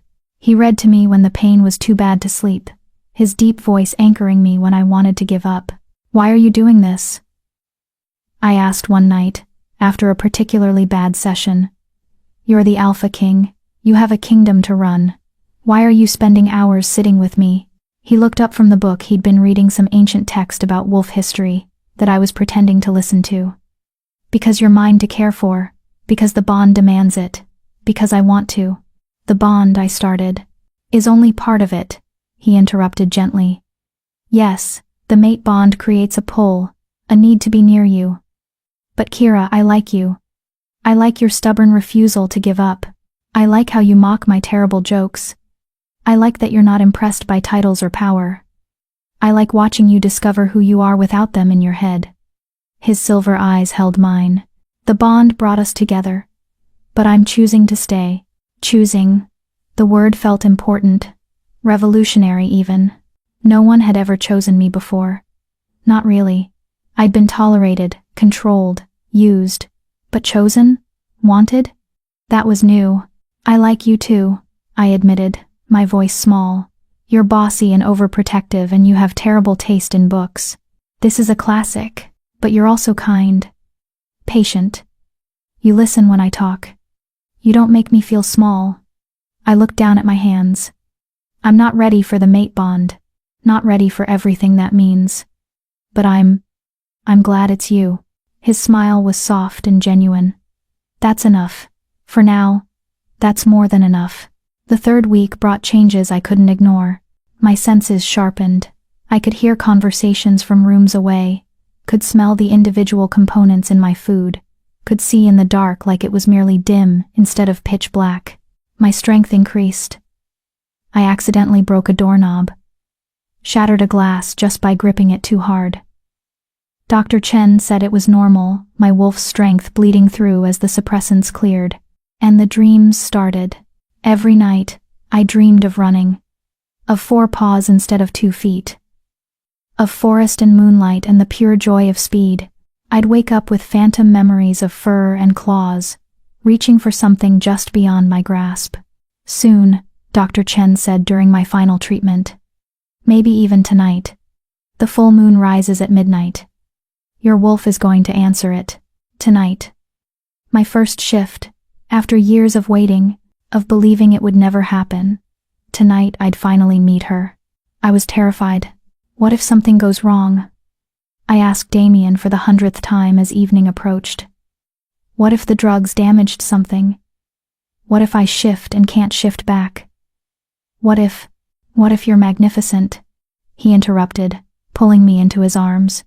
We'd gotten more comfortable with casual touch over the past weeks, nothing inappropriate, but small things. Hand-holding. Hugs. His arm around my shoulders. Each touch strengthened the bond, made it harder to remember why I'd been hesitant. What if you shift and discover you're everything they told you that you weren't? That's a lot of pressure. Then forget about pressure. Forget about expectations.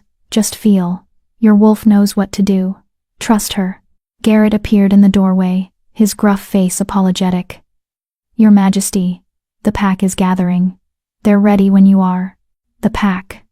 Damien had explained that first shifts traditionally happened surrounded by pack, with the alpha present to guide and protect. Since I technically had no pack now, Marcus had formally released me from Ashwood bonds. I'd be shifting with Damien's royal pack. Hundreds of wolves, all there to watch me either succeed or fail spectacularly. I think I'm going to be sick, I muttered. You'll be fine. Damien pressed a kiss to my forehead, a new development from this morning that had made my heart do complicated acrobatics. I'll be right there with you, every step. We walked to the ceremonial grounds behind the palace, a massive clearing surrounded by ancient trees, lit by torches and the rising moon. Wolves were already gathered, sitting in a loose circle.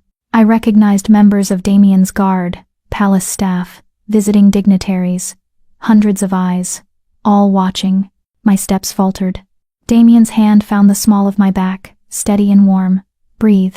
They're not here to judge. They're here to witness, to celebrate. This is a gift, Kira. Your first shift. Let them share it with you. We walked to the center of the circle. The moon was rising, huge and silver and calling to something deep in my bones. Dr. Chen approached, her expression warm. How do you feel? Like I'm about to jump off a cliff. Good metaphor. Shifting is like jumping, you have to let go and trust the fall. She checked my pulse, my pupils. Physically, you're ready. The suppressants are cleared. Your wolf is free. All you have to do is let her out. All I have to do, I repeated weakly. Damien began removing his shirt. I'll shift with you. My wolf will help guide yours through the first transformation. Just follow my lead. He stripped efficiently. I tried very hard not to stare and failed. And then his shift began. I'd seen it before, but it still took my breath away. The silver light, the fluid change from man to massive black wolf with glowing eyes. He was beautiful and terrifying in equal measure. His wolf padded toward me, enormous head level with my chest, and huffed softly. An encouraging sound. I closed my eyes and reached inside myself, looking for the presence I'd been feeling for weeks. There. A pulse of wild energy, coiled and ready. My wolf. Hello. I thought. The response was immediate. A flood of emotion, joy, rage, relief, determination. She'd been waiting so long, fighting so hard, and now, finally, she was free. Show me, I thought. Show me who we are. The shift began. Pain. Moon goddess, the pain. Every bone in my body, breaking and reforming. Muscles tearing and rebuilding. Skin stretching, fur erupting. My scream became a howl halfway through, but under the pain was something else. Power, strength, rightness. The world tilted, changed. I fell forward, except I didn't fall. I landed on 4 paws. My vision sharpened into hyperclarity, showing me colors I'd never seen. Scents exploded around me, earth and wolf, and pack, and mate. Mate. Damien's wolf was right there, steady and strong, his silver eyes holding mine. I looked down at my paws. White. Pure white fur covering powerful legs. I twisted, trying to see myself a flash of white tail, the sense of size and strength. Look at you, a voice said in my mind. Damien's voice, but deeper. His wolf. Beautiful, powerful, perfect. The pack erupted in howls, celebration, welcome, joy. The sound washed over me like a blessing. I'd done it. I'd shifted. I had a wolf. I was whole. My wolf wanted to run, needed to run. Years of being caged demanded release. Damien's wolf understood. He turned and bolted toward the tree line, and I followed without thinking. Running on 4 legs was instinct, natural as breathing. My powerful muscles ate up the ground. The forest blurred past, wind in my fur, earth under my paws, the moon lighting my path. Free. I was finally, beautifully free. Damien's wolf ran beside me, matching my pace, guiding me through the territory. Other wolves joined us, his guards, his pack, until we were a river of fur and power flowing through the moonlit forest. This was what I'd been missing. This connection, this wildness, this belonging. We ran for what felt like hours, the pack flowing around us like a living tide. I'd never felt so alive, so powerful, so right. Every stride was joy. Every breath was freedom. Eventually, we slowed to a stop in a moonlit clearing beside a silver lake. The water reflected the full moon perfectly, creating 2 moons, one above, one below. Damien shifted back to human form. I tried to follow. Nothing happened. I focused, reaching for that human shape, but my wolf wasn't ready to let go yet. Panicked, I tried harder. My wolf dug in, refusing. Easy. Damien's voice in my mind, calm and soothing. First shifts can be tricky. Your wolf has been suppressed for so long. She's reluctant to give up control. Don't fight her, coax her, promise her you'll shift again soon. I stopped fighting and started negotiating with myself, which felt insane, but it worked. Slowly, carefully, my wolf agreed to retreat. The shift back was less painful but more disorienting. Suddenly I was human again, naked in the moonlight, with Damien very deliberately keeping his eyes on my face. He pulled off his shirt, when had he put clothes back on, and handed it to me. I pulled it over my head gratefully. It hung to mid-thigh, smelling like him, warm from his body. You did it, he said, his voice rough with emotion. Moon goddess, Kira, you were magnificent. A white wolf. Do you know how rare that is? Is that good? Good? His laugh was incredulous. It's extraordinary. White wolves appear maybe once a generation. They're said to be blessed by the moon goddess herself. Powerful beyond measure, destined for greatness. I don't want to be destined for greatness, I said, suddenly overwhelmed. I just wanted to be normal, to have a wolf, to belong. You'll never be normal, Kira. He moved closer, his hands cupping my face. You're a white wolf. That makes you rare, special, important. The pack, the entire kingdom is going to expect things from you now. The weight of his words settled over me like a heavy cloak. What kind of things? Leadership, power, strength. His thumbs brushed my cheekbones. But you don't have to face it alone. I'll be with you. Every step. Before I could respond, a howl cut through the night. Not celebratory. Warning. Damien's entire body went rigid. That's the perimeter patrol. Something's wrong. Other wolves emerged from the forest, Garrett in human form, pulling on pants, his face grim. Your Majesty, We have a situation. Rogues on the southern border. At least 20 of them, organized and armed. They're demanding to speak with you. Garrett's eyes flicked to me. Specifically, they're demanding to speak with the White Wolf. They say they have information about more suppressed wolves. And they say if you don't come, people will die. My blood ran cold. It's a trap. Probably, Damien agreed, his expression hardening into something dangerous. But if there's even a chance they're telling the truth, if there are more wolves being suppressed, we have to go. I finished. Not we. Me. His voice carried alpha command. You just had your first shift. You can barely control your wolf yet. You're not ready for combat. If they're asking for the White Wolf specifically, they want me there for a reason. I straightened, meeting his eyes. I'm going. Kira, you said we're partners. You said I'd never face things alone. That goes both ways, Damien. I pulled his shirt tighter around me.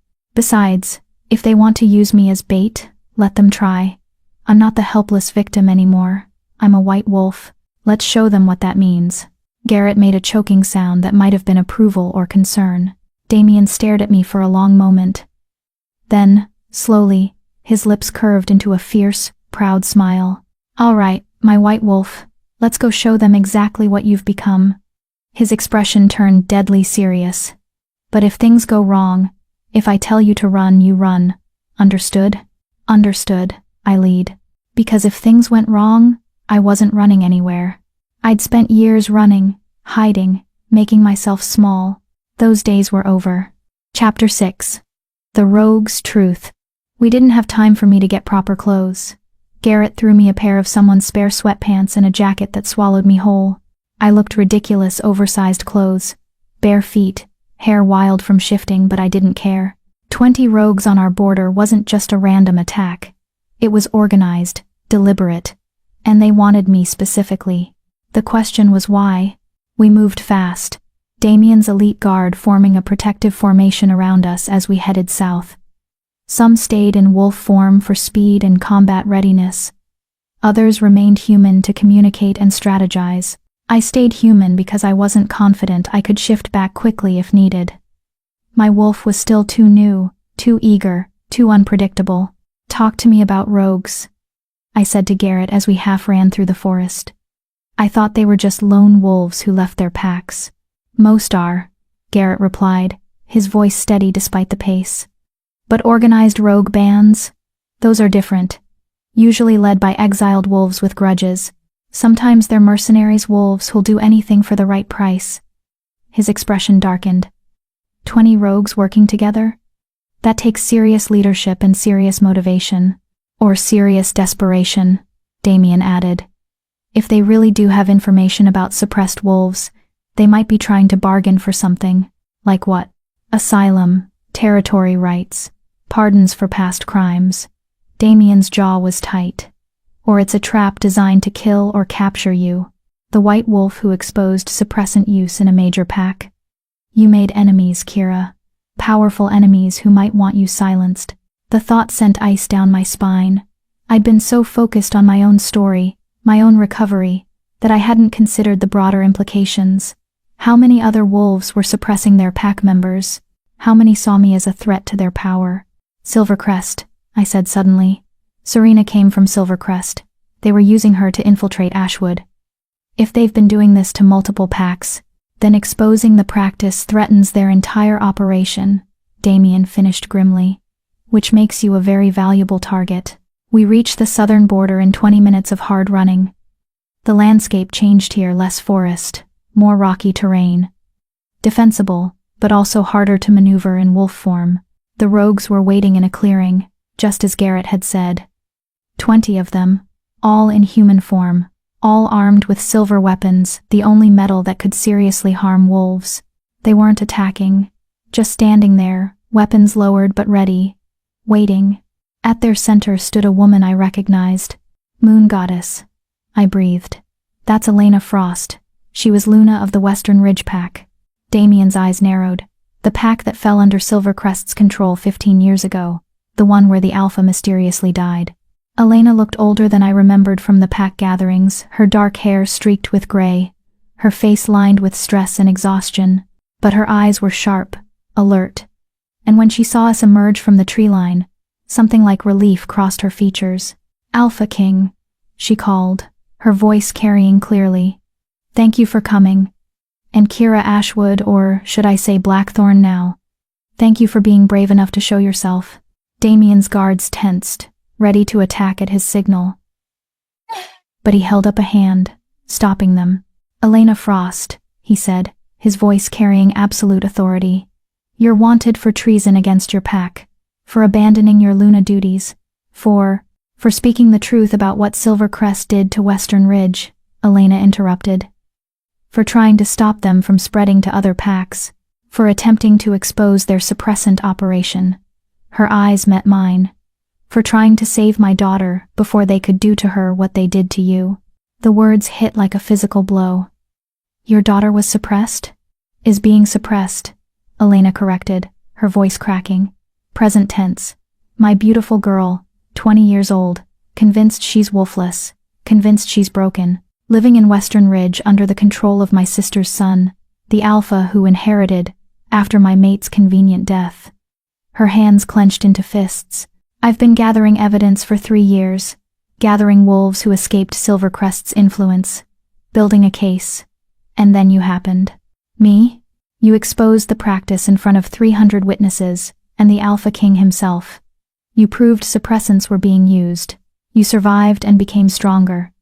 Elena's eyes shone with unshed tears. "You gave us hope, proof that speaking out was possible, that justice might actually happen. So we came. All of us, wolves from 6 different packs, all exiled or fled, because we tried to stop Silvercrest's expansion. We came to offer you everything we know, every name, every location, every piece of evidence we've gathered, in exchange for your help saving the wolves who are still trapped." Silence fell over the clearing. "How many?" Damien asked, his voice tight. "How many suppressed wolves? That we know of?" 17, spread across 6 packs. Elena pulled a folder from her jacket, actual paper documents, carefully compiled. "But we suspect more. Silvercrest has been doing this for at least 20 years, maybe longer. Systematically suppressing rival bloodlines, eliminating threats, consolidating power. They're building an empire, Your Majesty. And they're using suppressants as their weapon." Garrett stepped forward and took the folder, flipping through it quickly. His face grew darker with each page. "This is detailed," he said, grudging respect in his voice. "Pack names, suppressant sources, financial trails. If this is accurate." "It's accurate." Another rogue spoke up, a younger man with scars across his face. "I was part of Silvercrest's inner circle before I figured out what they were doing and ran. I helped administer the drugs. I have names, dates, everything." His voice shook with shame. "I didn't know what I was doing at first. They told me it was medicine, supplements. By the time I realized, I'd already poisoned 12 wolves, 12 lives I helped destroy." "Why should we trust you?" one of Damien's guards demanded. "You're rogues, exiles. You could be working for Silvercrest right now, feeding us false information." "We could be," Elena agreed. "But we're not. We're parents and siblings and mates of suppressed wolves. We're the ones who spoke up and lost everything. We're the ones who've been living as rogues for years, hunted by Silvercrest's assassins, barely surviving." She looked directly at me. "Were you, Kira? Before you found your king, before you got your justice, we're the ones still fighting." Something in her words resonated deep in my chest. I knew that desperation, that determination to save someone you loved, no matter the cost. "Your daughter," I said quietly. "What's her name?" Maya Frost. She's in Western Ridge territory, living in the pack house, working as basically a servant despite being true-born Luna blood." Elena's voice broke. "She thinks I abandoned her, thinks I'm a traitor who ran away. She doesn't know I've been fighting to save her this whole time." I looked at Damien. He was studying the documents, his expression unreadable. "This could be a trap," he said quietly. "Silvercrest could have orchestrated this entire thing. These rogues could be bait to lure us into a conflict with 6 packs at once." "It could be," I agreed. But what if it's not? What if there really are 17 wolves like me, trapped and suffering? Can we risk ignoring this? His silver eyes met mine. Investigating 6 packs simultaneously would take enormous resources, could trigger conflicts. Other alphas would see it as overreach, claim I'm abusing my power. Then let me do it, I said. Everyone turned to stare at me. What? Damien's voice was sharp. I'm the White Wolf, the one who survived, the living proof that suppressed wolves can be saved. I stepped forward, closer to Elena and her rogues. Let me be the face of this investigation. Not the Alpha King flexing his authority, but a survivor helping other survivors. It's harder to argue with that. Absolutely not, Damien said flatly. You just had your first shift 3 hours ago. You have no combat training, no political experience, no one trying to keep me quiet anymore, I interrupted. Damien, they asked for me specifically. The White Wolf, because I represent hope to them. Let me be that hope. By walking into potential death traps? By standing up and saying no more? I turned to Elena.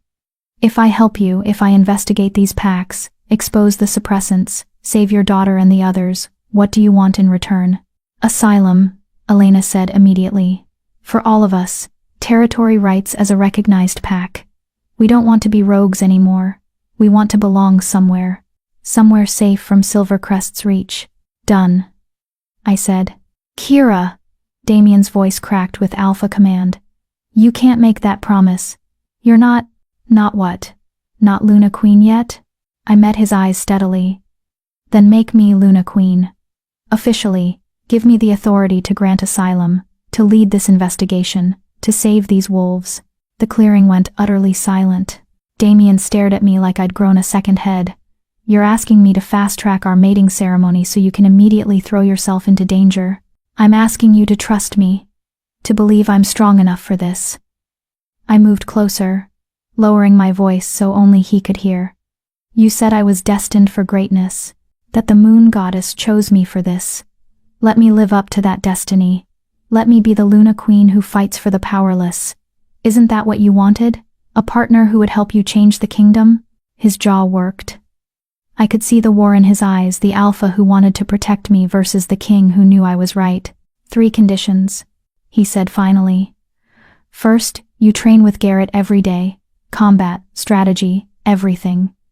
You don't go into any pack territory until you can defend yourself. Agreed. Second, you never go alone. My guards accompany you everywhere. If they say it's too dangerous, you listen. Agreed. Third, his hand cupped my face, his thumb brushing my cheek. You accept the mate bond fully. No more hesitation. Because if you're going to be Luna Queen, if you're going to put yourself in danger for this cause, I need to know you're completely mine. That the bond is strong enough to keep you safe. That if something happens, I can find you anywhere. The weight of what he was asking settled over me. Full mate bond acceptance meant complete connection. Our wolves would be permanently linked, our lives intertwined. I'd feel his emotions, he'd feel mine. We'd be truly, irrevocably mated. It was everything I'd been afraid of. It was also exactly what I needed. Yes, I said. To all of it. His kiss was claiming, possessive, fierce. When we broke apart, I could feel something shifting in my chest, the bond strengthening, solidifying. He turned to Elena and the rogues. You have your deal, asylum for information and cooperation. But if you betray us, if this is a Silvercrest trap, there will be no mercy. Understood? Understood, Your Majesty. Elena bowed her head in respect. Thank you. Moon Goddess, thank you. Don't thank me, Damien said. Thank her. He nodded toward me. She's the one who just became your champion. Elena's eyes met mine, shining with tears. The White Wolf who saves the broken ones. That's what they're going to call you, you know.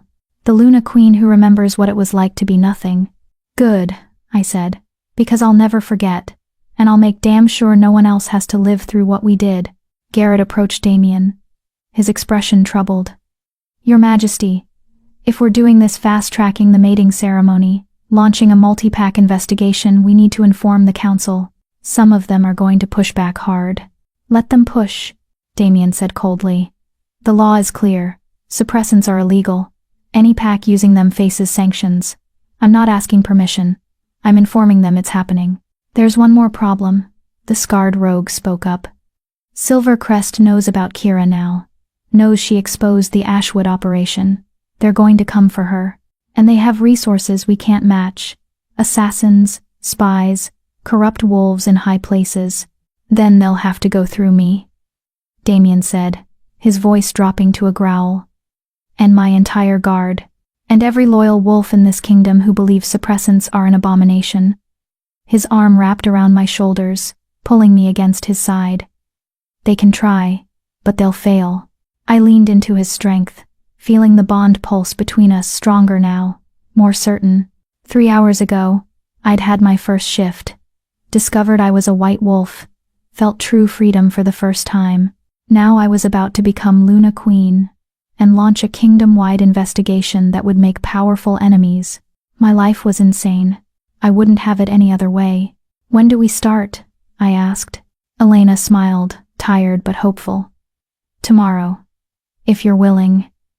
We have a contact in the Riverside pack who can get us access to their records. It's the smallest of the 6 packs, so it's the safest starting point. Tomorrow. Then, I agreed. We spent another hour getting details, making plans, integrating Elena's rogues into our group. By the time we headed back to the palace, dawn was breaking over the mountains. I'd been awake for over 24 hours. I'd had my first shift, run with a pack, met dangerous rogues, and committed to becoming Luna Queen ahead of schedule. I should have been exhausted. Instead, I felt alive.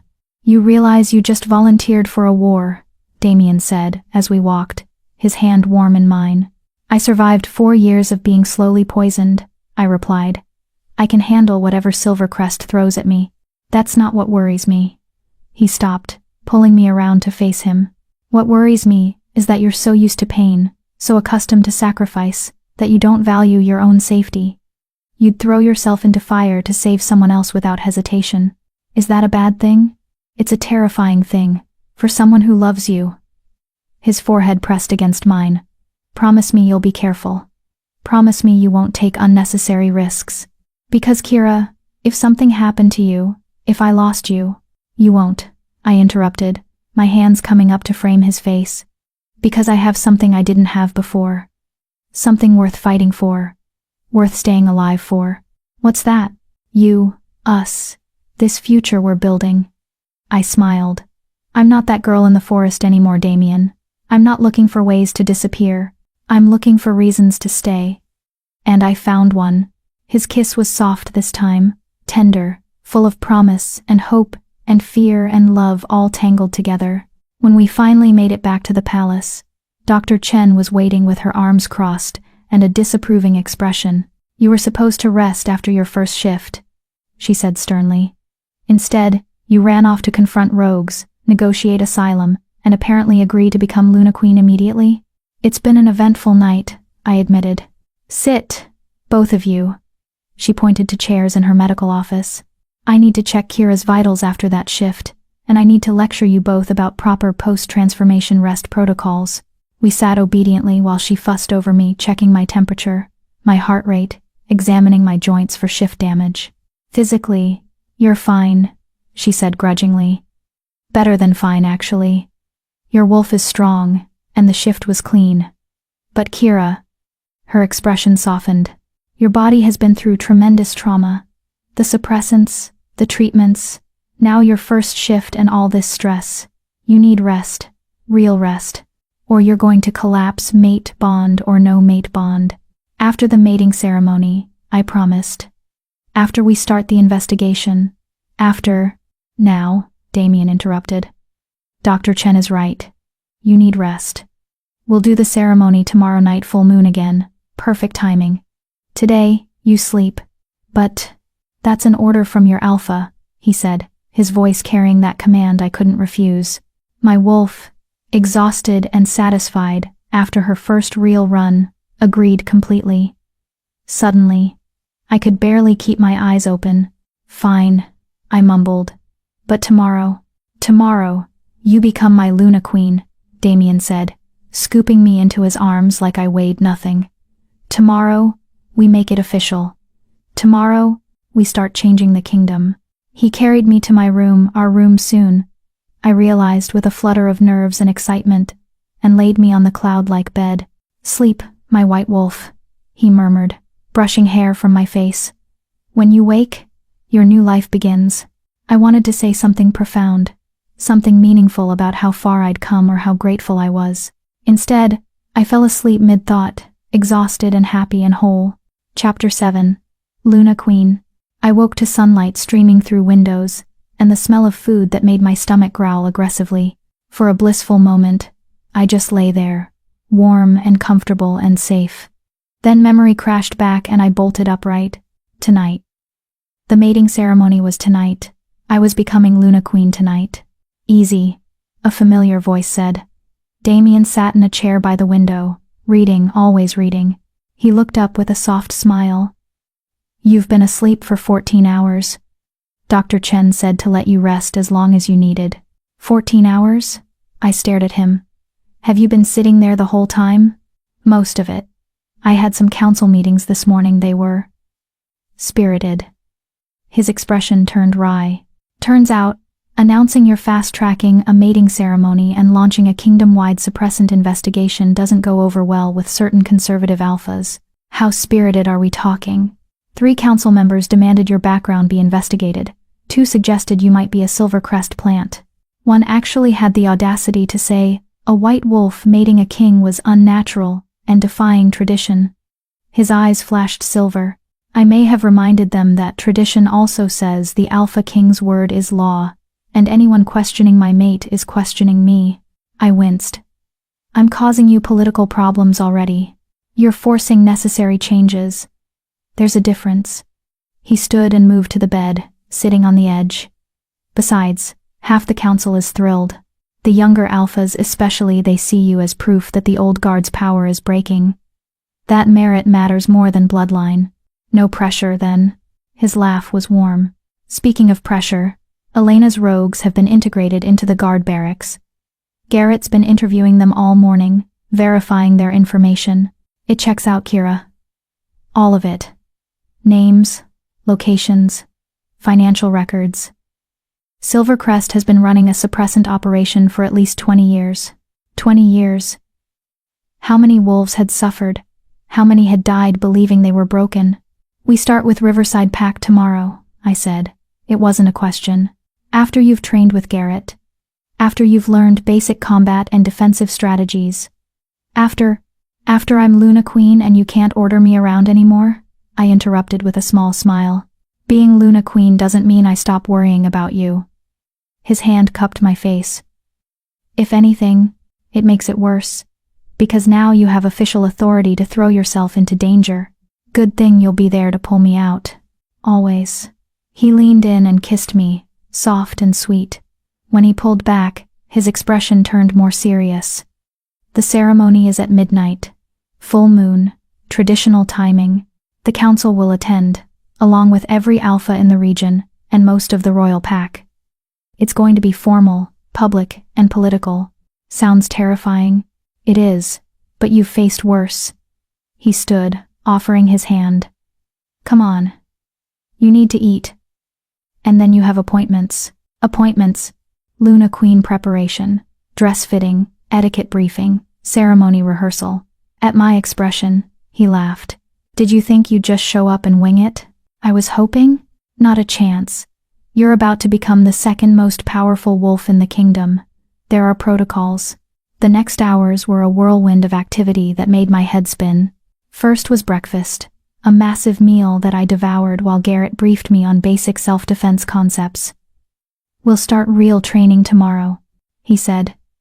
But tonight, I need you to know 3 things. How to break a hold, how to dodge, and how to use your claws if shifted. He demonstrated on a very patient guard, while I ate pastries and tried to memorize the movements. Next was the dress fitting. A team of seamstresses had created something that made me actually gasp when I saw it. The dress was white, of course, but not the heavy, traditional style I expected. It was lighter, more modern, with intricate silver embroidery that caught the light like moonbeams. The back was open, designed to tear away easily if I needed to shift in an emergency. For a Luna Queen who fights, the head seamstress said with approval. Beautiful and practical. The etiquette briefing was taught by an elderly wolf named Margot who'd served 3 previous Luna Queens. She taught me how to stand, how to speak, how to acknowledge different ranks during the ceremony, how to accept the pack's submission without looking weak, how to project authority while remaining approachable. "You're the white wolf," she said, adjusting my posture. "You represent hope and change. But you're also Luna Queen. You represent stability and strength. Balance both, and you'll win their hearts. What if I mess up? Then you'll recover gracefully and continue. Perfection isn't the goal, Kira. Connection is." By late afternoon, I was exhausted again mentally, if not physically. Damien found me hiding in the library, staring at books without reading them. "Having second thoughts?" he asked gently. "10th and 11th thoughts," I admitted. "I don't know how to be a queen, Damien. I barely know how to be a regular wolf. What if I'm terrible at this? What if I let everyone down?" He settled beside me, pulling me against his side. "Want to know a secret? Always. I was terrified my entire first year as Alpha King, made mistakes constantly, trusted the wrong wolves, pushed too hard on some reforms, not hard enough on others. Nearly started 2 wars by accident." His voice was rueful. "Being a good leader isn't about knowing everything. It's about caring enough to learn, being brave enough to try, and humble enough to admit when you're wrong. That's a lot of pressure." "Yes, but you don't carry it alone." He tilted my face up to his. "You have me. You have Garrett and Dr. Chen and Elena's rogues who believe in you. You have a kingdom full of wolves who've heard your story and see you as proof that things can change. You're not alone in this, Kira. Not alone." The words settled something anxious in my chest.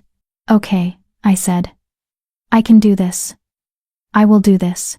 That's my Luna Queen." The hours until midnight passed too quickly. I bathed in water scented with moonflowers, trying to calm my racing heart.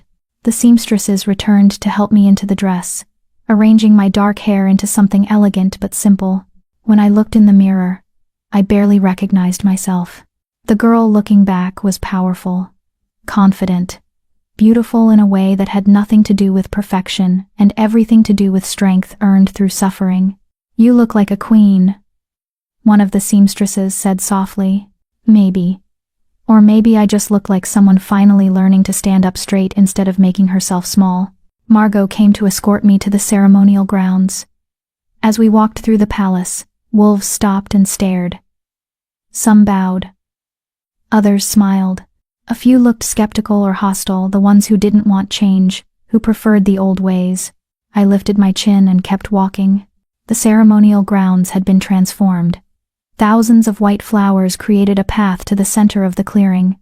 Torches burned silver, special flames treated with something that made them glow like moonlight, and wolves, hundreds of them, formed a massive circle, all facing the center where Damien waited. He wore formal black, embroidered with silver, his dark hair swept back, those silver eyes glowing in the torchlight. He looked like every fantasy of a powerful Alpha King come to life, and he was looking at me like I was the only wolf in the world. The crowd parted as I walked the flower-lined path. I heard whispers, some admiring, some skeptical, some awed. "The white wolf. She's so young. Can she really lead? Look at how the king watches her." I reached the center, and Damien extended his hand. I took it, and that electric pulse of the mate bond surged between us. Elder Thomas stepped forward, ancient and dignified, carrying the ceremonial staff that marked official pack business. "Wolves of the Northern Kingdom," his voice carried across the clearing. "We gather under the full moon to witness the completion of a mate bond and the coronation of a Luna Queen. Alpha King Damien Blackthorn has chosen his mate. The moon goddess has blessed the bond. Now we, the pack, must accept or reject this union." My heart stuttered. "Reject?" Damien's hand squeezed mine reassuringly. Traditional phrasing, his voice in my mind through the partial bond. "They won't reject. Kira Ashwood." Elder Thomas turned to me. "You come from the Ashwood pack, daughter of Alpha Marcus. You are newly shifted, a white wolf rare and powerful. You have survived suppressants, exposed corruption, and shown mercy to your enemies. Do you accept the role of Luna Queen? Do you swear to lead with wisdom, protect with strength, and serve this pack with your whole heart? The words were ritual, but the weight behind them was real. I do, I said, and my voice carried clear and strong across the clearing. Alpha King Damien Blackthorn. Elder Thomas turned to him. You have chosen this wolf as your mate, your equal, your Luna Queen. Do you swear to honor her, support her, and share your power with her in all things? I do, Damien said, his eyes never leaving mine. Then, by the authority vested in me by the council and the moon goddess herself, I ask the pack, do you accept Kira Ashwood as your Luna Queen? Silence fell. This was the moment where any wolf could object, could challenge the mating. Then Garrett stepped forward from the crowd, massive and scarred and intimidating. I accept, he said, bowing his head. Luna Queen Kira has proven her strength. She'll have my loyalty and my life if she needs it. Dr. Chen stepped forward next. I accept. This Luna Queen understands suffering and survival.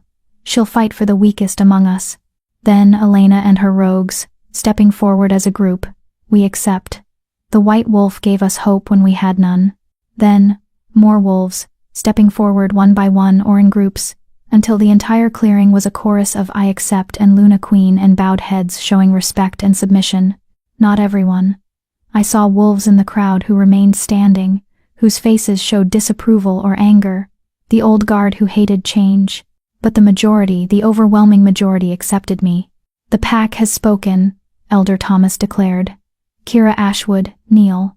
I knelt on the soft earth, still holding Damien's hand. Elder Thomas produced a crown, delicate silver, worked to look like moonlight frozen into metal, set with white stones that caught the light. By the power of the Alpha King, by the will of the pack, by the blessing of the moon goddess, I crown you Luna Queen of the Northern Kingdom. Rise, your majesty, and take your place. He set the crown on my head. It was lighter than I expected, but the weight of what it represented was enormous. I rose, still holding Damien's hand, and turned to face the pack. Hundreds of wolves, all looking at me, waiting. Now comes the bond, Elder Thomas said. The final connection. Alpha King, Luna Queen, complete your mating. Damien turned to me, his hands framing my face. This is it, he said softly. The moment the bond becomes permanent. Unbreakable. Our souls, our wolves, permanently connected. Are you ready? Was I ready to tie myself forever to this man, to this role, to this future? I thought about the girl I'd been 3 weeks ago. Alone. Broken. Convinced she was worthless. I thought about the white wolf I'd become. Strong, powerful, surrounded by people who believed in her. I thought about the Luna Queen I was choosing to be, fighting for the suppressed, changing the kingdom, standing beside a king who saw me as an equal. Yes, I said. I'm ready. His kiss was claiming and fierce. And as our lips met, I felt the bond snap fully into place. It was like lightning through my entire body, like two incomplete pieces finally joining perfectly. I felt Damien in my chest, in my soul, in every cell. Felt his wolf recognize mine with absolute certainty. Felt our lives intertwining until I couldn't tell where he ended and I began. The mate bond, complete and permanent. Golden light exploded around us, visible manifestation of the completed bond, so bright that wolves had to shield their eyes. When it faded, Damien's forehead was pressed to mine, both of us breathing hard. Mine, he whispered. Ours. I corrected. He laughed. And the pack erupted in howls, celebration, acceptance, joy. I was mated. I was Luna Queen. I was whole. Elder Thomas raised his staff. I present to you, Alpha King Damien Blackthorn and Luna Queen Kira Blackthorn. Let the moon witness their bond and bless their reign. The howls intensified, hundreds of wolves singing to the full moon above. And for the first time in my life, I howled with them, not as an outsider, not as someone pretending to belong, but as their Luna Queen, their white wolf, their leader. The celebration lasted hours. Wolves approached to offer congratulations, formal bows, well wishes. I met alphas from neighboring territories, Luna females who welcomed me into their circle, young wolves who looked at me with awe. And through it all, I felt Damien beside me, not just physically, but through the bond. His pride, his love, his fierce protectiveness, all flowing through our connection. "How are you holding up?" His voice in my mind, private and warm. Terrified and exhilarated in equal measure, I sent back. "Is this normal?" "Completely. Welcome to leadership." His mental voice carried amusement. "Ready to make it real?" "What do you mean?" Instead of answering, he raised his hand, calling for silence. The pack quieted immediately. "My queen has something to announce," he said, his voice carrying across the grounds. I shot him a look. He just smiled and gestured for me to speak. "Right. Luna Queen now. Time to act like it." I stepped forward, feeling the weight of all those eyes. "Thank you for accepting me," I said. "I know I'm young. I know I'm inexperienced. I know some of you have doubts." I let my gaze travel across the crowd, meeting eyes. "But I promise you this. I will never forget what it feels like to be powerless, to be dismissed, to be told you're worthless. And I will fight with everything I have to make sure no wolf in this kingdom ever feels that way again." Murmurs rippled through the crowd. "That's why tomorrow, I begin an investigation into suppressant use across 6 packs. With the Alpha King's support and the evidence provided by Elena Frost and her wolves, we will find every suppressed wolf in this kingdom. We will free them, we will punish those responsible, and we will make sure this crime never happens again." Some wolves cheered. Others looked uncertain. A few looked openly hostile. "This won't be easy," I continued. "It will be dangerous. It will make powerful enemies. Some of you won't agree with my methods or my choices. But I'm not asking for your approval. I'm asking for your trust. Trust that your Luna Queen cares about every wolf, strong or weak, ranked or omega, perfect or broken. Trust that I'll fight for you the way I wish someone had fought for me." Silence fell, heavy with the weight of the moment. Then Garrett stepped forward again. "Your Luna Queen has spoken. Anyone who objects can take it up with me."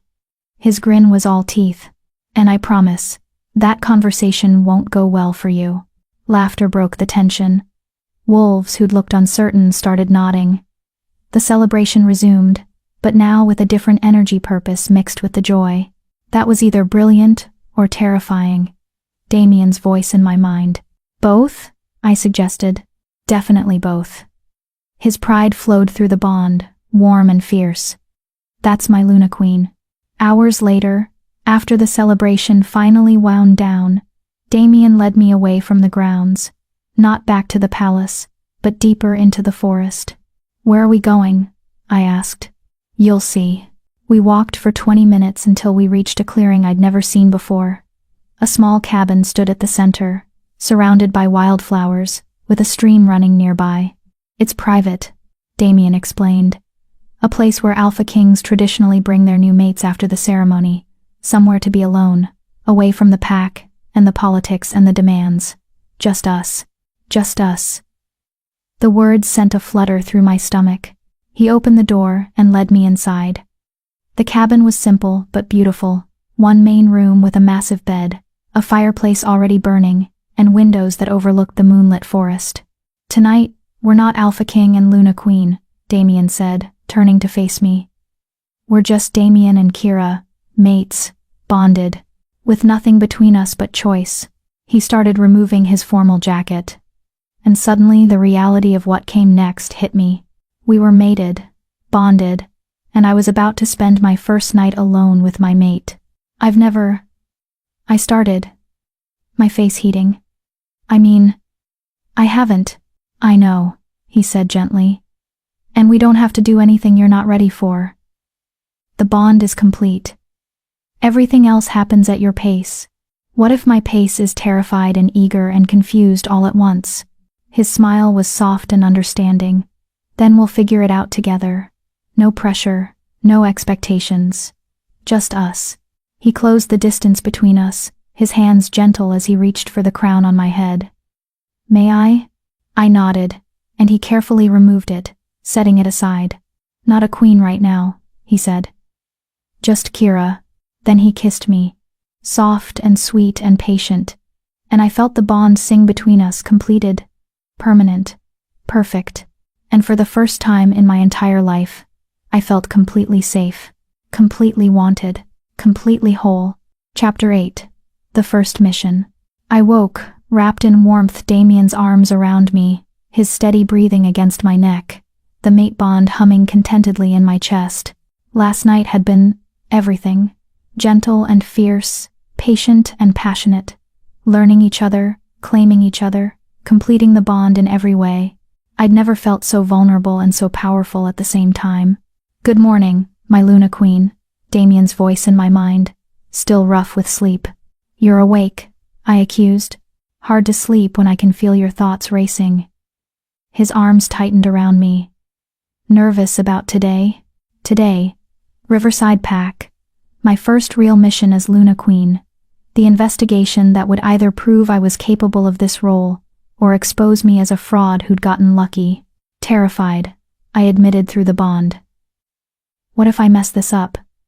What if I can't help them? What if... His lips pressed against my shoulder, silencing the spiral of doubts. You're going to be brilliant, and you won't be alone. I'll be there. Garrett will be there. Elena knows the territory. We're a team, Kira. You don't have to be perfect, just present. Present. I could do present. We returned to the palace as the sun rose, slipping through quiet hallways to avoid the knowing looks from guards who definitely knew what new mates did on their bonding night. My face was probably permanently red. Garrett was waiting in the training room, looking disgustingly awake for this early. Luna Queen, he greeted with a bow that was only slightly mocking. Ready for your crash course in not dying? Good morning to you too, I muttered. What followed was 2 hours of the most intense physical activity I'd ever experienced. Garrett taught me how to block, dodge, strike, vulnerable points, how to use my smaller size as an advantage, how to shift quickly in an emergency, which I failed at repeatedly. My wolf still too new, too unpredictable. You're thinking too much, Garrett said, after my 5th failed attempt. Your wolf isn't separate from you, she is you. Stop asking permission and just let go. Easy for you to say. You've been shifting for decades. And you've been suppressed for years. Your wolf has trust issues. He softened slightly. She doesn't trust that she won't be caged again. You need to prove to her to yourself that shifting is safe now. That no one's going to take her away again. His words hit deeper than I expected. My wolf did have trust issues. So did I. We're safe now, I thought toward her. No more cages, no more drugs. We can be free. My wolf stirred, uncertain but wanting to believe. Trust me, I thought. Please. She surged forward, and suddenly I was shifting bones, cracking, fur erupting, the world tilting into wolf senses. It hurt, but less than before. Faster than before. I landed on 4 white paws, panting but triumphant. There she is, Garrett's wolf said, having shifted to join me. The Luna Queen in her true form. We practiced shifting for another hour, until I could do it in under 30 seconds. Still not fast enough for combat, but better. By the time we finished, I was exhausted, sweaty, and covered in bruises. You did good, Garrett said, back in human form. Not great, but good. You'll survive if you're smart, and don't do anything stupid. Inspiring words. I'm not here to inspire. I'm here to keep you alive. He tossed me a water bottle. Rest. We leave for Riverside in 2 hours. I showered quickly and changed into practical clothes, jeans, boots, a jacket that could tear away easily for shifting. Dr. Chen appeared with another bottle of supplements. For strength and healing, she explained. Your body is still recovering from years of suppressants. These will help. Will I ever be normal? I asked quietly. Or will I always be playing catch-up? Define normal. She smiled. You're a white wolf, Kira. You were never going to be normal. But yes, within a few months, your body will fully stabilize. The damage from the suppressants will be permanent but manageable. You'll be strong, possibly stronger than wolves who never faced what you did. Adversity builds resilience. I hoped she was right. Damien found me in our rooms, Our rooms now. I was still getting used to that, reviewing the files on Riverside Pack. Alpha, Jonathan Reed, I read aloud. 52 years old, took over from his father 20 years ago. Small pack, only 40 wolves. Territory borders, Silver Crest. And according to Elena's intelligence, he has 3 suppressed pack members, including his own nephew. His nephew, Damien repeated, reading over my shoulder. That's either incredibly cruel or suggests Jonathan doesn't know. Or he knows and can't stop it because Silver Crest has leverage over him. I flipped through more pages. Riverside is the smallest pack, the weakest. Perfect target for Silver Crest's expansion, which makes it the perfect starting point for us. Small enough to investigate thoroughly, but not so insignificant that other packs won't notice what we find. Damien's hand found mine. Are you ready for this? Was I? Ready to walk into a strange pack, accuse them of crimes, potentially expose corruption that could destroy lives? No. Absolutely not. Yes, I said anyway. Let's go save some wolves. The convoy that left the palace was smaller than I expected. Just 2 vehicles. Damien, me, Garrett, and 4 guards in one.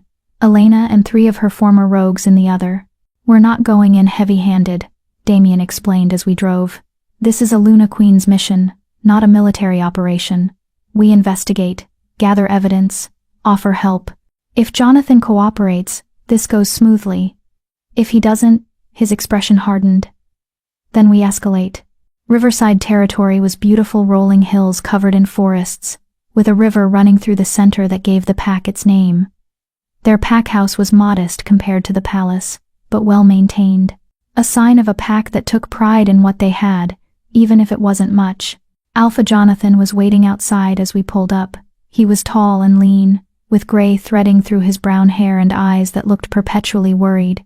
He bowed immediately when he saw Damien. Your Majesty, Luna Queen, you honor my pack with your presence.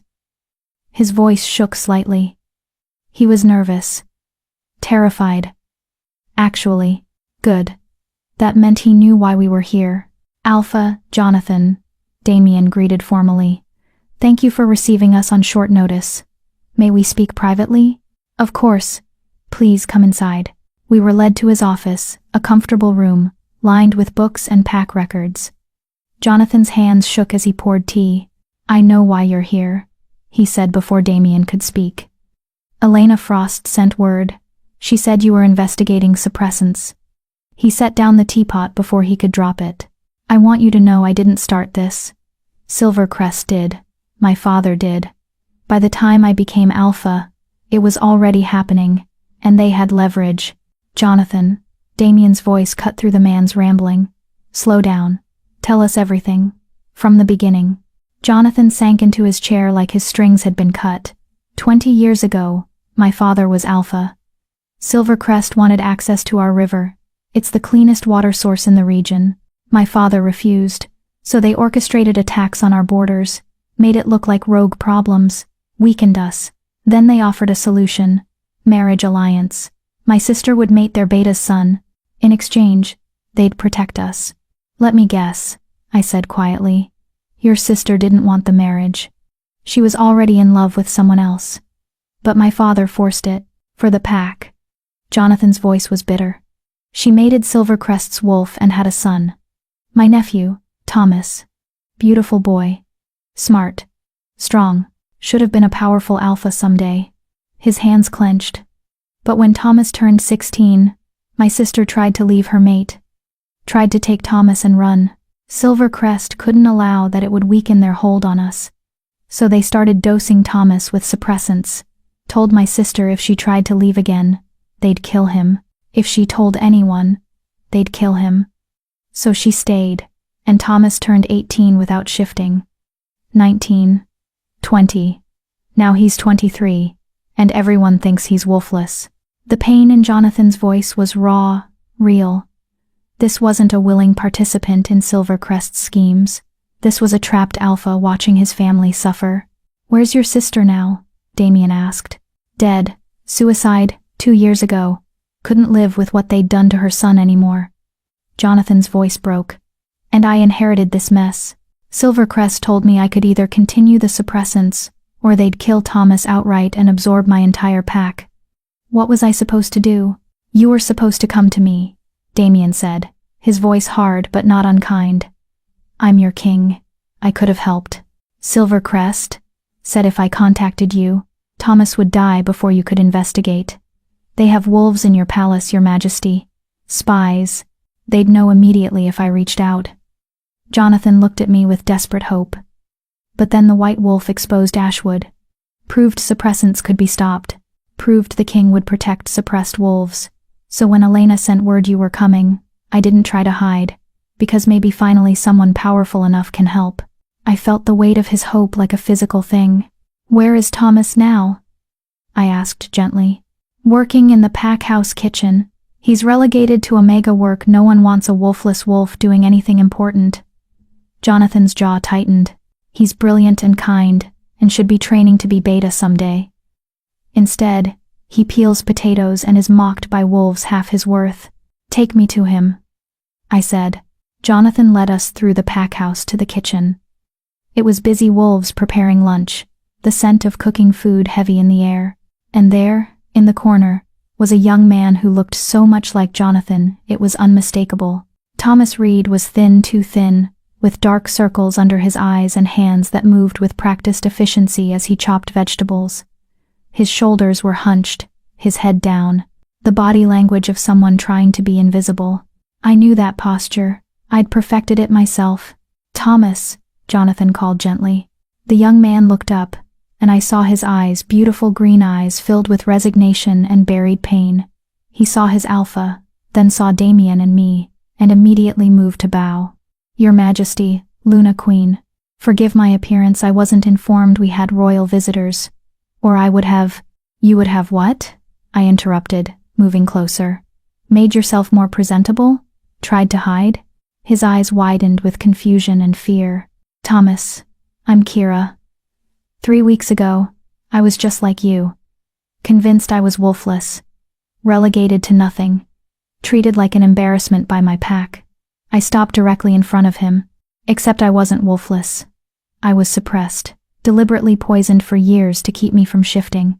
Understanding dawned in his eyes. Then denial. No. I'm really wolfless. The doctors said. The doctors were told what to say, Jonathan said, his voice heavy with regret. Thomas, I'm so sorry. I should have told you years ago, should have found a way to fight them, but I was weak and scared and— You're suppressed, I said firmly. Not broken. Not defective. Suppressed. And we're here to fix it. Thomas's legs gave out. He caught himself on the counter, staring at me with an expression that cycled through hope, disbelief, rage, and back to hope. I have a wolf? His voice cracked. All this time, I have a wolf? You have a wolf, I confirmed. And we're going to set her free. Him, Thomas whispered. Set him free. I've always imagined my wolf is male, strong and protective and everything I couldn't be. Then him, I agreed. We'll set him free, Thomas, I promise. Dr. Chen stepped forward with her medical bag. I need to run tests, confirm the suppressants, start treatment. Thomas, is there somewhere private we can work? Jonathan immediately offered a room, and we moved as a group. Thomas, Dr. Chen, Jonathan, Elena, and me. Damien and Garrett stayed behind to question other pack members, gathering evidence about Silvercrest's operation. Dr. Chen drew blood, while Thomas sat rigid with tension. The tests will take an hour to process, but based on symptoms, delayed shift, chronic fatigue, omega-level strength, despite alpha bloodline, I'm confident we'll find high suppressant levels. How long until I can shift? Thomas asked, his voice desperate. Days? Weeks? With intensive treatment? 2 to 3 weeks. Your first shift should happen by the next full moon. Doctor. Chen's expression was kind. I know that feels like forever. But Thomas, you've waited years, a few more weeks to do this safely. Is worth it, he finished, nodding rapidly. Yes. Okay. What do I do? While Dr. Chen started the first treatment, Elena pulled me aside. There are 2 more suppressed wolves in this pack, she said quietly. Female, both in their 20s. One is the daughter of Silvercrest's spy, here she's being suppressed so her mother stays loyal. The other is a widow whose mate died fighting Silvercrest wolves. They're suppressing her, so she can't challenge their authority. Where are they? I'll take you. We found the first woman, Rachel, working in the pack's garden. She looked up as we approached, and immediately her expression shuddered. Fear, instantly controlled. Luna Queen, she said carefully. How can I help you? By telling me the truth. I sat on the garden wall, deliberately casual. Your mother works for Silvercrest. They're suppressing you to keep her in line. When did it start? Rachel's carefully blank expression cracked. How did you? I know because I lived it. Different details, same crime. I met her eyes. We're here to help, Rachel. To stop the suppressants. To free your wolf. But I need you to trust me. She stared at me for a long moment. Then her shoulders sagged. I'm 26. I should have shifted 8 years ago. But Silvercrest told her if she didn't spy for them, they'd kill me. So she spies, and they dose my food. And I pretend I don't know what's happening because, if I cause problems, they'll kill us both. Not anymore, I said firmly. As of right now, you're under Luna Queen protection. Anyone who touches you answers to me. My mother will also be protected. Silvercrest's reign of terror ends here, Rachel. Today. We found the second woman, Margaret, in the packhouse library. She was older, maybe 30, with the quiet strength of someone who'd survived tremendous loss. She knew why we were there before we spoke. Thomas already told me, she said quietly. Mind-linked while you were examining him, the Wolfless boy who finally learned he's not broken. Her smile was sad. I'm suppressed too. Have been for 3 years, since my mate died fighting Silvercrest's wolves. They claimed it was an accident during training, but he was investigating their activities, getting too close to the truth, so they killed him and started dosing me so I couldn't challenge their version of events. Why didn't you leave? Elena asked gently. And go where? I'm a widowed Wolfless Omega. No pack would take me. At least here, I have shelter and work. Margaret's voice was matter of fact, without self-pity. It's not much of a life, but it's survival. You deserve more than survival, I said. You deserve justice, freedom, the chance to meet your wolf. I stopped believing in deserving things years ago. But her eyes shone with desperate hope. Is it really possible? Can you actually fix this? Yes, I said. I'm living proof. And you will be too. By sunset, we had all 3 suppressed wolves under Dr. Chen's care. Blood tests confirmed high levels of suppressants in all cases. Treatment protocols were established.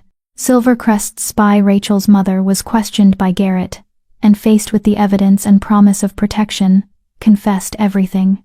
Names, dates, financial transactions, supply chains for the suppressants, communication methods with Silvercrest.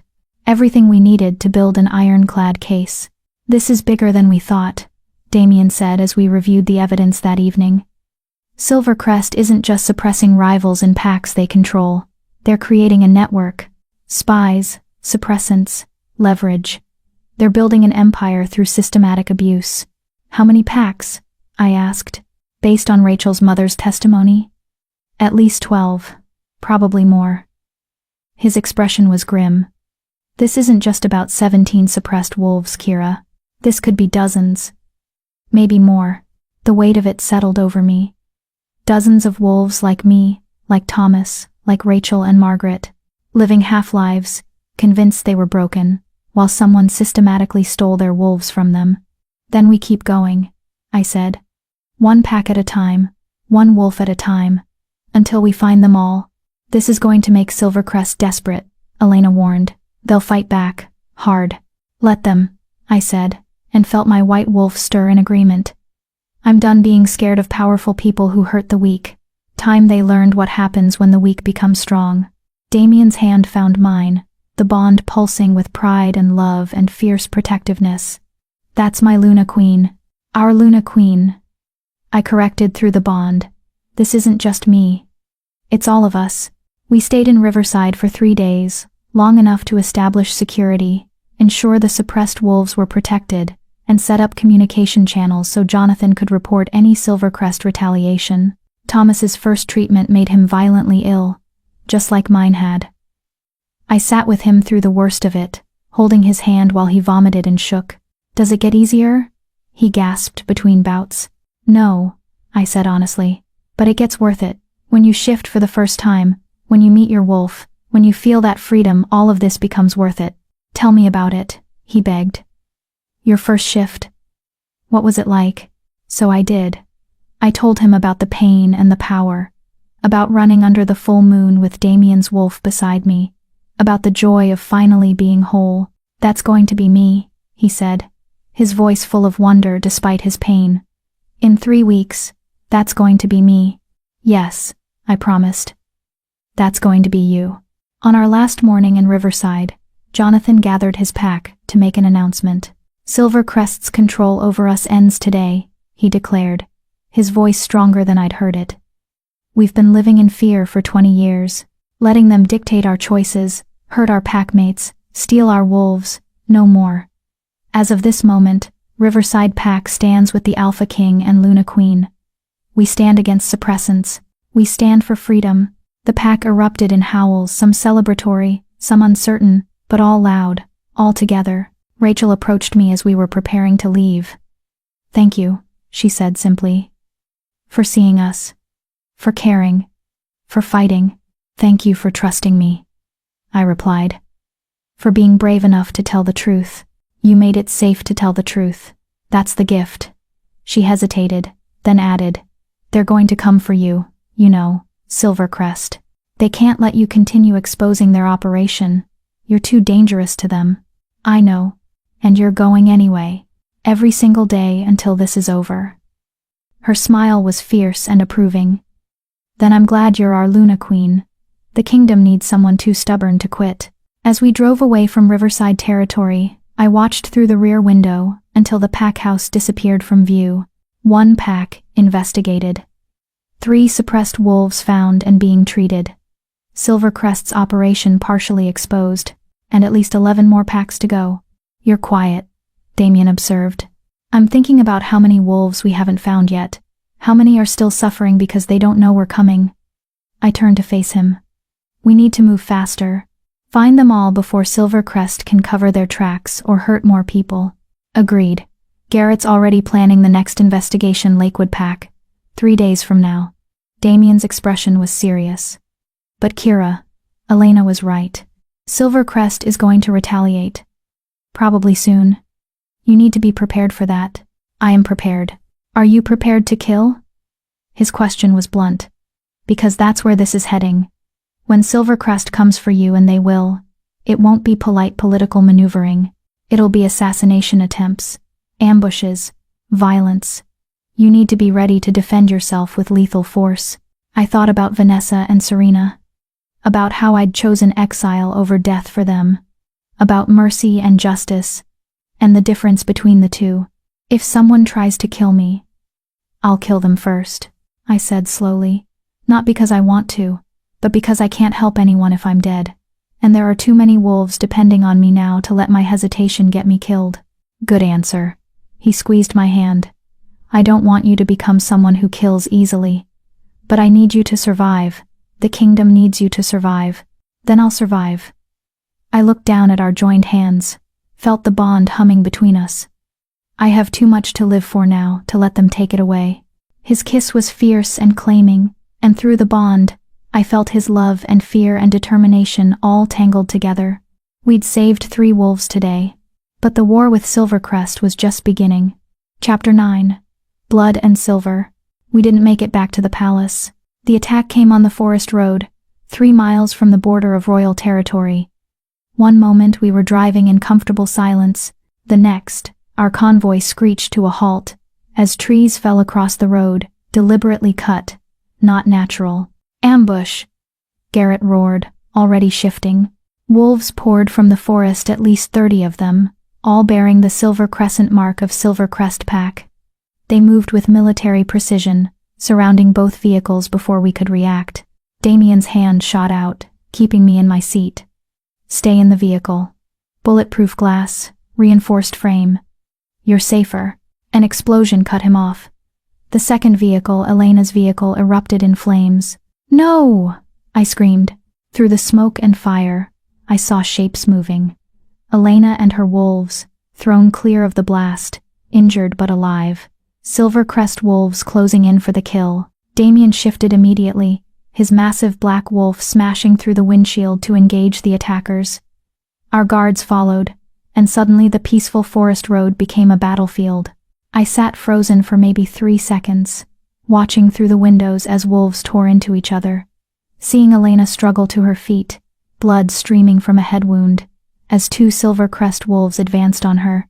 Stay safe, Damien's voice through the bond, distant and strained. He was already fighting, already bleeding. Don't leave the vehicle. But Elena was going to die. And Rachel's mother was in that burning vehicle, probably dead already.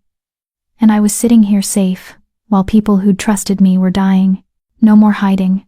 No more being protected while others fought my battles. I kicked open the door and shifted. The change was faster than it had ever been, maybe 5 seconds of pain before I landed on 4 white paws. My wolf surged forward, eager and furious. These wolves had tried to kill our pack. Our allies. They would pay. I launched myself at the nearest Silvercrest wolf, a large male about to finish off one of our guards. He didn't see me coming until I hit him from the side, all my weight and momentum driving him into a tree. My jaws found his throat before he could recover. The taste of blood was copper and wrong, but I didn't let go until he stopped moving. Kira, Damien's voice in my mind was frantic. What are you? Get back to behind you. I spun just in time to see another Silvercrest wolf leaping for me. I dodged, but not fast enough. Claws raked across my shoulder, tearing through fur and skin. Pain exploded white hot, but my wolf pushed through it. We were hurt but not down. Not weak, never weak again.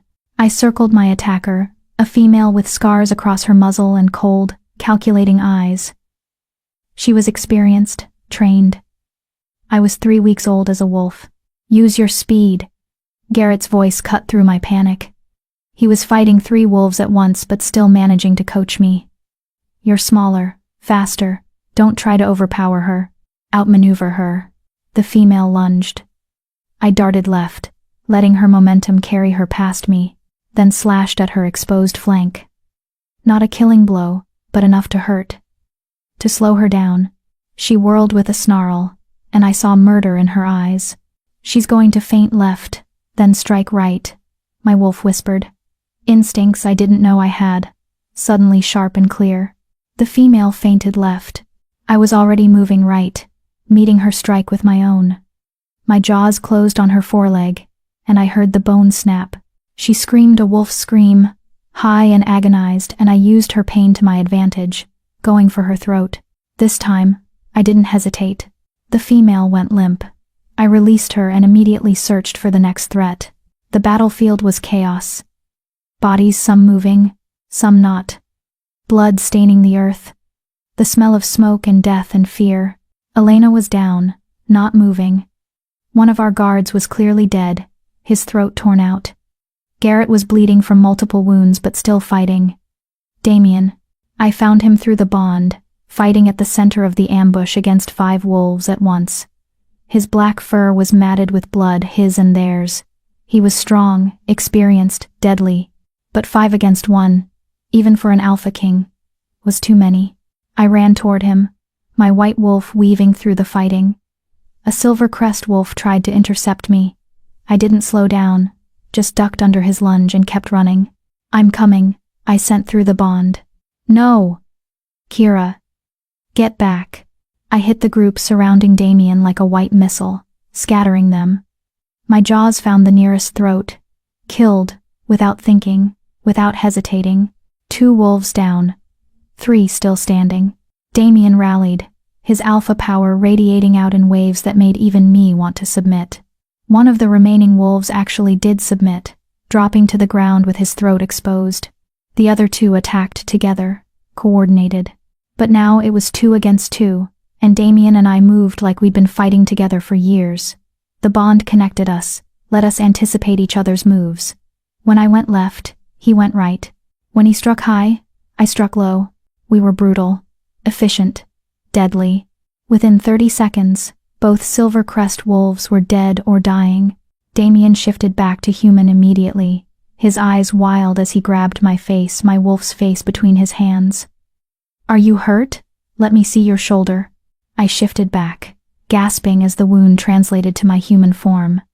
A deep gash across my left shoulder, bleeding freely. "I'm okay," I managed. "Elena. I'll check Elena. You need." He looked around desperately for something to stop the bleeding. "Your Majesty."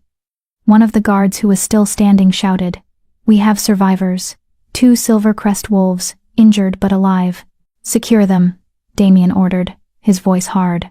Then softer, to me. "Kira, you need Dr. Chen. This wound will keep for 5 minutes." I pushed to my feet, ignoring the way the world tilted. "Elena first." We found her unconscious but breathing, a massive head wound bleeding sluggishly. 2 of her rogues were dead, including Rachel's mother. The third was badly burned but alive. Dr. Chen's vehicle screeched to a halt on the road she'd been traveling separately, arriving just after the attack ended. She took one look at the carnage and went into pure professional mode.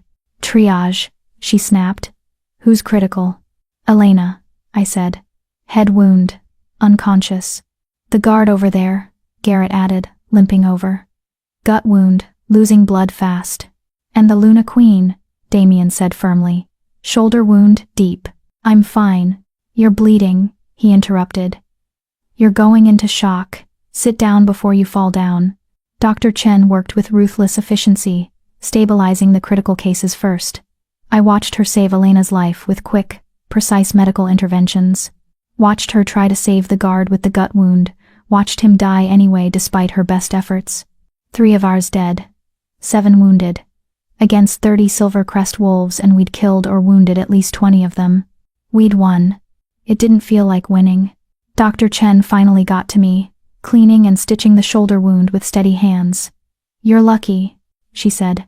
"Another inch to the right, and this would have hit the major artery. You'd have bled out in minutes." "Lucky," I repeated numbly. Damien sat beside me, his hand finding mine. Through the bond, I felt his terror, the fear he'd felt when he saw me shift and enter the battle. The pride when I'd fought well, the rage at Silver Crest for daring to target us. "You disobeyed me," he said quietly. "Yes. You left the vehicle when I told you to stay safe. Yes. You could have died. So could Elena. So could you." I met his eyes. "I'm not going to hide while people die for me, Damien. I can't. My wolf won't let me. I won't let me." His jaw clenched, working through emotions I could feel through the bond. Anger, fear, pride, frustration, love. "You saved my life," he said finally. "Those 5 wolves, I could have taken them, but I would have been badly hurt. You turned the tide." His hand squeezed mine. "But Kira, seeing you in combat, seeing you bleed, I've never been so terrified in my life. Welcome to how I felt watching you fight 5 against 1. His laugh was strained. "Point taken. We're both going to drive each other insane with worry, aren't we?" "Probably." He pulled me against his chest, careful of my injured shoulder, and I felt him shaking. "I can't lose you. The bond, if something happened to you." "Nothing happened. I'm here. We're both here." I pulled back to look at him.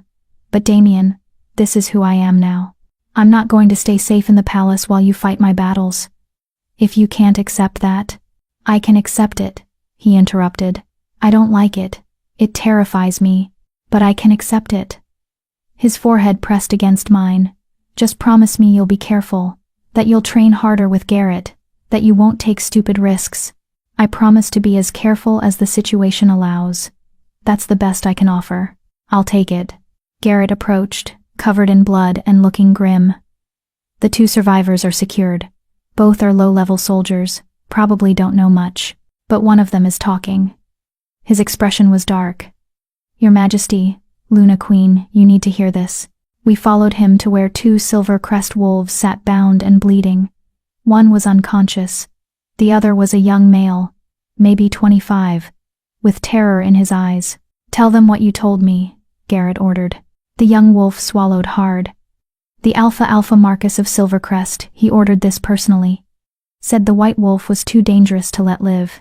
That she'd exposed Ashwood, was investigating Riverside, would eventually take down the whole operation.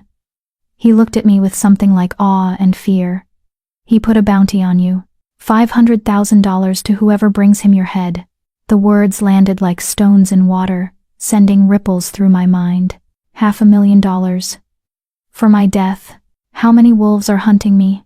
I asked, my voice steady despite the ice in my veins. Don't know exact numbers. But Alpha Marcus sent the word out to every pack under Silvercrest's influence. At least 12 packs. Hundreds of wolves. The young male's voice shook. You humiliated them, Luna Queen. Proved their suppressants could be exposed. They need you dead before you unravel everything they've built. Then they're going to be disappointed, I said coldly. Because I'm not dying.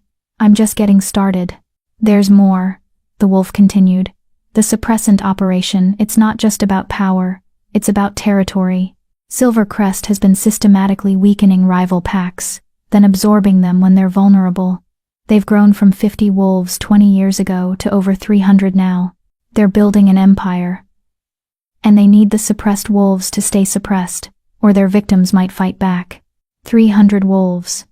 A private army, essentially. All loyal to an alpha who saw suppressants as a tool for expansion. We're going to need reinforcements, Garrett said quietly. If Silvercrest decides to attack in force, they won't. Elena said. We all turned. She was conscious, sitting up despite Dr. Chen's protests, one hand pressed to the bandage on her head. They won't attack in force, she repeated, her voice weak but certain. Because that would be open war. The council would have to intervene. Other packs would choose sides. Alpha Marcus is cruel and ambitious, but he's not stupid. He'll keep using assassins, bounties, accidents, plausible deniability. The kind of attacks the council can't definitively blame on Silvercrest. So, we're going to be looking over our shoulders constantly, I said. Until we take down their operation completely. Yes. Elena's eyes met mine. I'm sorry, Kira. I pulled you into this war when you've barely learned to be a wolf. But nothing, I interrupted. You didn't pull me into anything. I chose this. I choose this. Every single day until it's done. I turned to Damien. We continue the investigation. We find every suppressed wolf.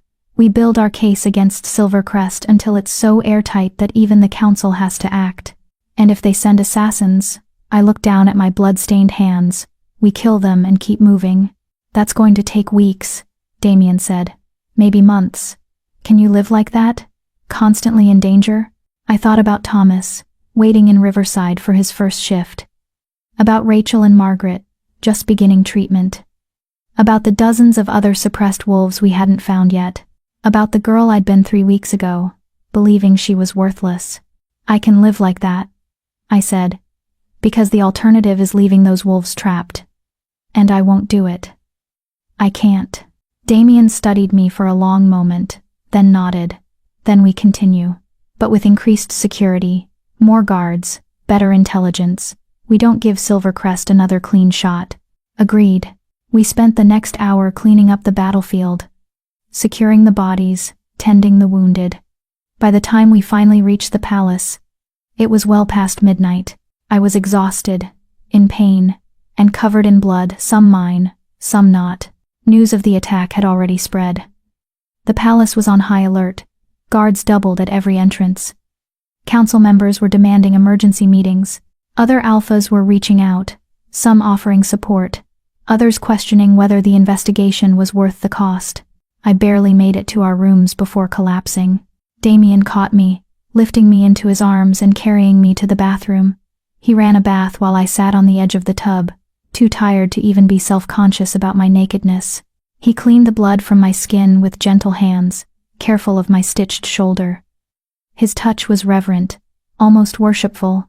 I thought I'd lost you, he said quietly. When I saw you fighting that scarred female. When her claws caught your shoulder. For a moment, the bond went quiet, and I thought. His voice broke. I'm okay. I touched his face, drawing his eyes to mine. We're okay. We won, Damien. We survived. This time. But there will be more attacks. More battles. More times when I have to watch you bleed and fight. And he stopped, taking a shaky breath. I knew being mated to a warrior Luna Queen would be difficult. I didn't know it would be this terrifying. Would you rather I stayed safe in the palace? Yes. No. I don't know. He laughed bitterly. I'm proud of you. Terrified for you. In awe of your strength. Furious at your recklessness. I'm feeling 10 things at once and can't sort any of them out. That's the mate bond, I said gently. You feel everything I feel, amplified by your own emotions. It's overwhelming. How are you so calm? I'm not. I'm shaking. I'm terrified. I killed 3 wolves today, Damien. Took 3 lives without hesitation. My voice cracked. But I can't fall apart. Not yet. Too many people depending on me. He pulled me into his arms, both of us wet and exhausted and traumatized. You can fall apart with me. That's what mates are for. You hold me up, I hold you up. We take turns being strong, so I let myself break. Let the tears come, the shaking, the horror of what I'd done and what had almost happened. Let myself feel all of it. The fear and rage and grief and guilt, and Damien held me through it, strong and steady, our bond keeping me anchored when I wanted to drift away. Eventually, the tears stopped, the shaking subsided, I was hollowed out but calmer. Better? Damien asked. No. But more honest. I pulled back to look at him. Silvercrest wants me dead. There's a bounty on my head. Hundreds of wolves hunting me. Yes. And we're going to continue the investigation anyway. Yes. We're probably going to have to fight our way through multiple assassination attempts. Yes. And at the end of it, we'll likely have to face Alpha Marcus himself in some kind of confrontation. Almost certainly. I took a deep breath. Okay. Then tomorrow, I train harder. I get faster, stronger, more lethal. I learn everything Garrett can teach me. Because the next time Silvercrest comes for me, my voice hardened. I want them to regret it. Damien's smile was fierce and proud. That's my Luna Queen. We finally made it to bed as dawn broke. I expected nightmares, expected to see the faces of the wolves I'd killed, to relive the terror of the battle. Instead, I slept dreamlessly, held safe in my mate's arms. When I woke, the sun was high, and someone was pounding on our door. Damien groaned, pulling me closer. Go away. The Luna Queen is recovering from assassination attempts and needs rest. Your Majesty. Garrett's voice, urgent. We have a situation. One of the suppressed wolves from Riverside just arrived at the palace. Thomas Reed. He says Silvercrest is mobilizing for an attack on Riverside. They're planning to kill Jonathan and absorb the pack before we can stop them. I was out of bed and moving before Garrett finished speaking, ignoring my body's protests and the pull of stitches in my shoulder. How long do we have? Damien called, already pulling on clothes. Thomas says the attack is planned for tonight. We have maybe 12 hours. 12 hours. To prepare a defense. To get back to Riverside. To stop Silvercrest from destroying the pack we'd just freed. I met Damien's eyes across the room. Saw my own determination reflected back. Gear up, I said. We're going back to war. Chapter 10. The White Wolf Rises. Thomas Reed stood in the war room, exhausted and terrified, but his eyes blazed with determination. They're coming tonight, he said, spreading a hand-drawn map of Riverside territory on the table. 50 Silvercrest wolves, led by Alpha Marcus himself. They plan to kill my uncle, claim the pack failed to meet treaty obligations, and absorb us before dawn. How do you know this? Garrett demanded. Because they're not subtle anymore. They don't care who knows. Thomas's voice shook with rage. After you left, Silvercrest sent an emissary.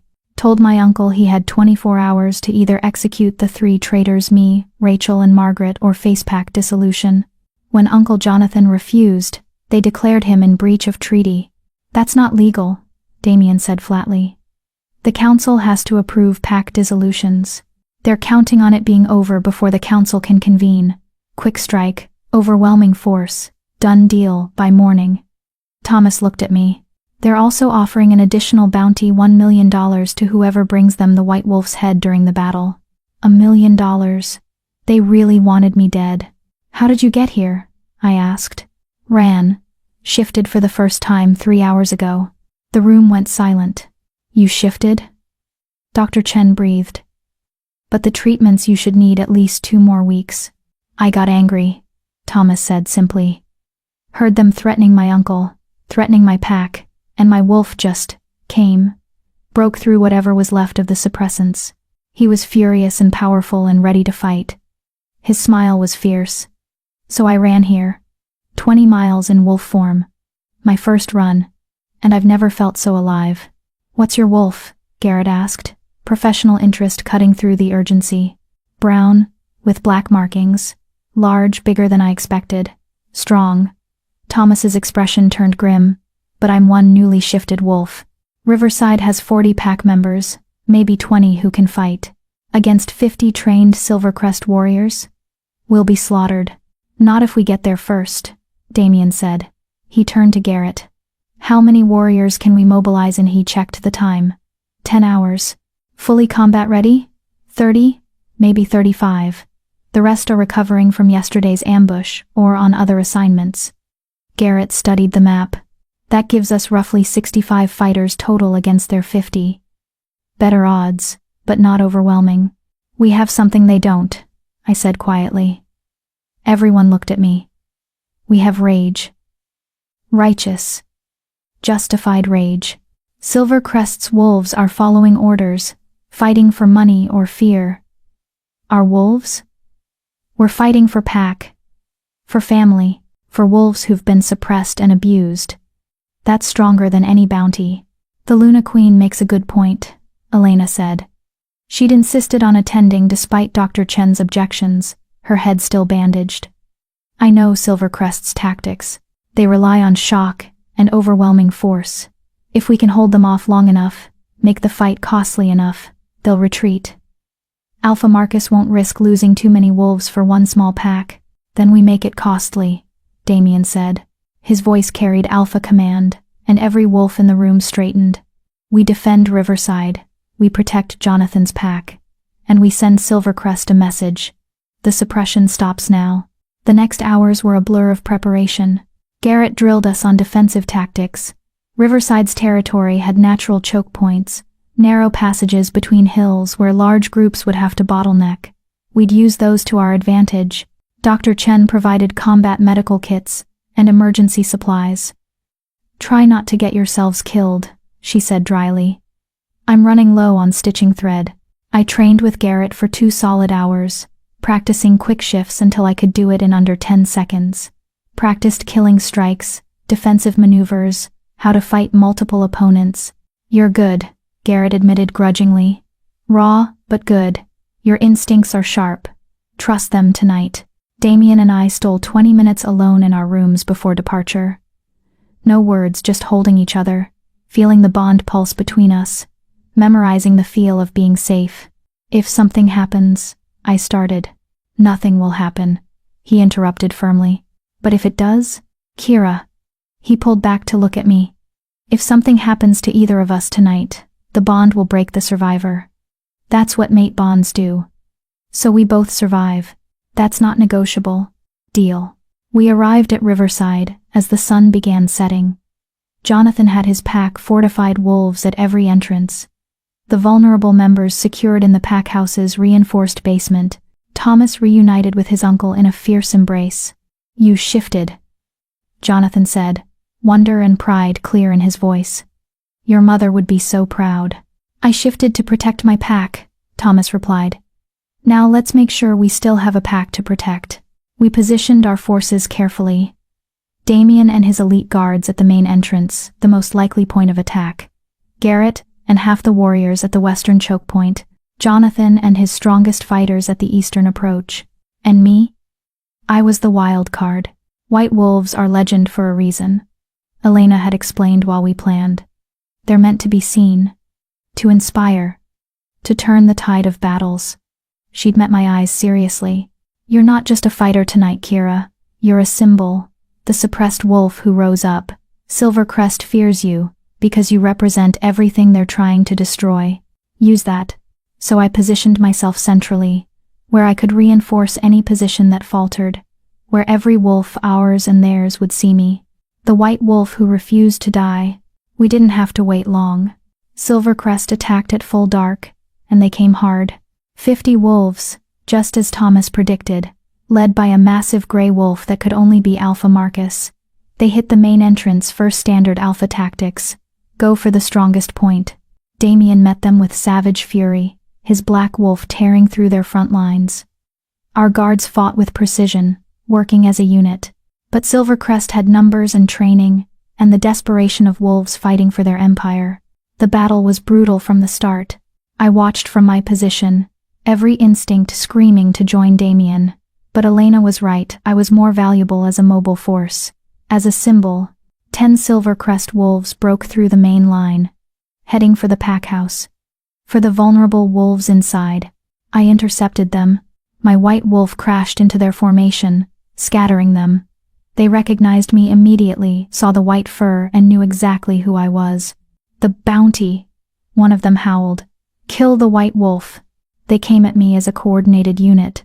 10 against 1. Bad odds. I'd faced worse. The first wolf lunged. I dodged, my jaws finding his throat. Dead before he hit the ground. 9. 2 attacked together from different angles. I went low, rolling under one, using his momentum against him to slam him into his companion. While they were tangled, I struck fast, precise, lethal. 7. The remaining wolves hesitated, reassessing.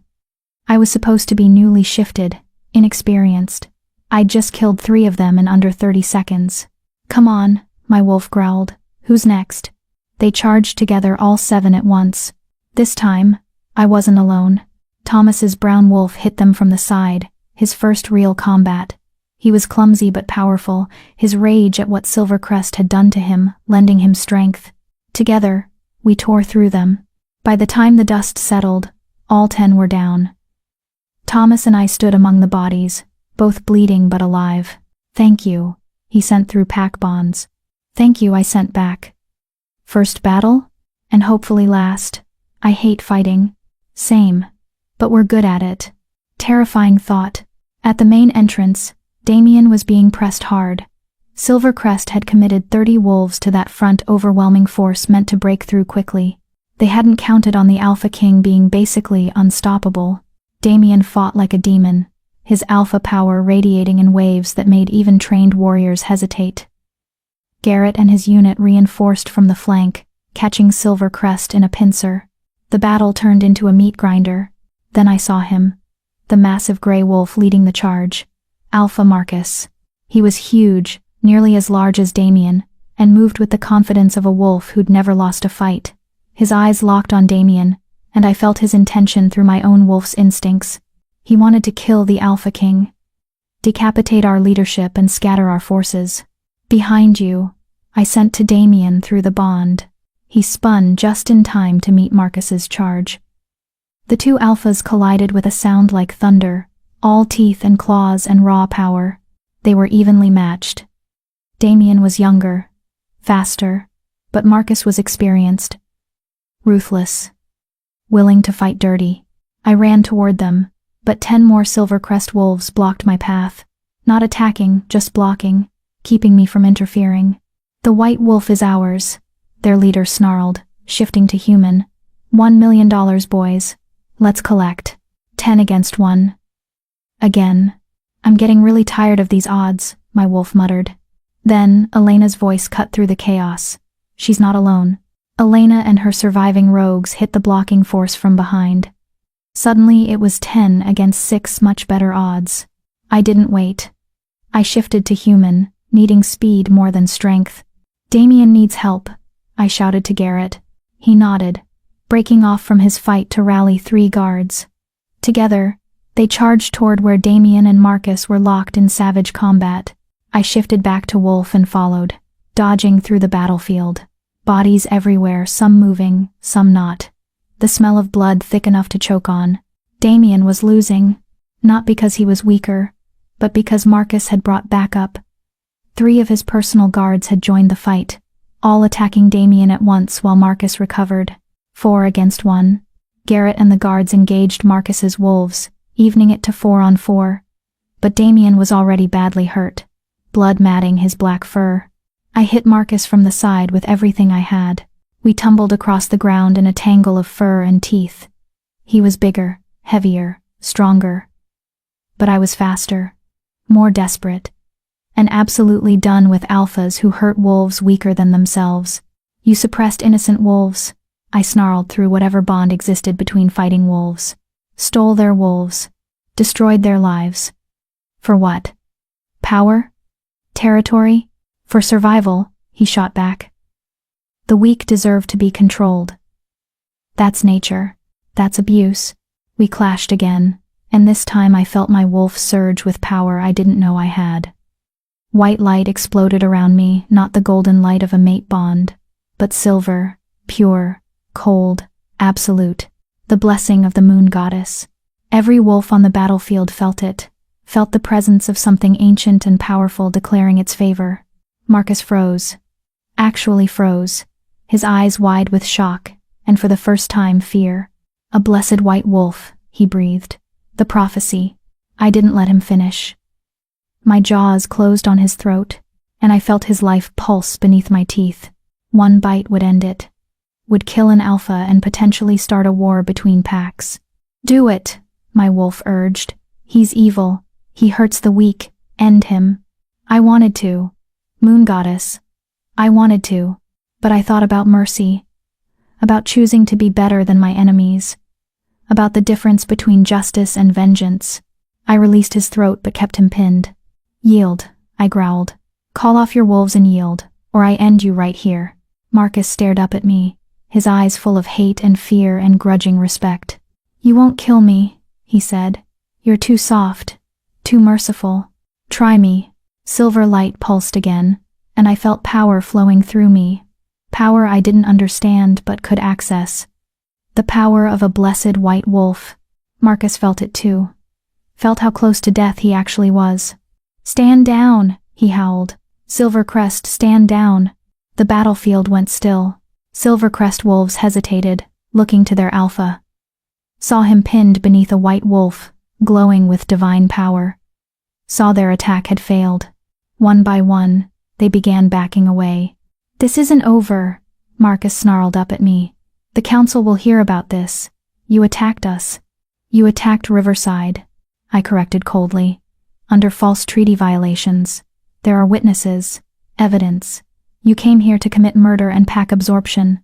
The council will hear about that.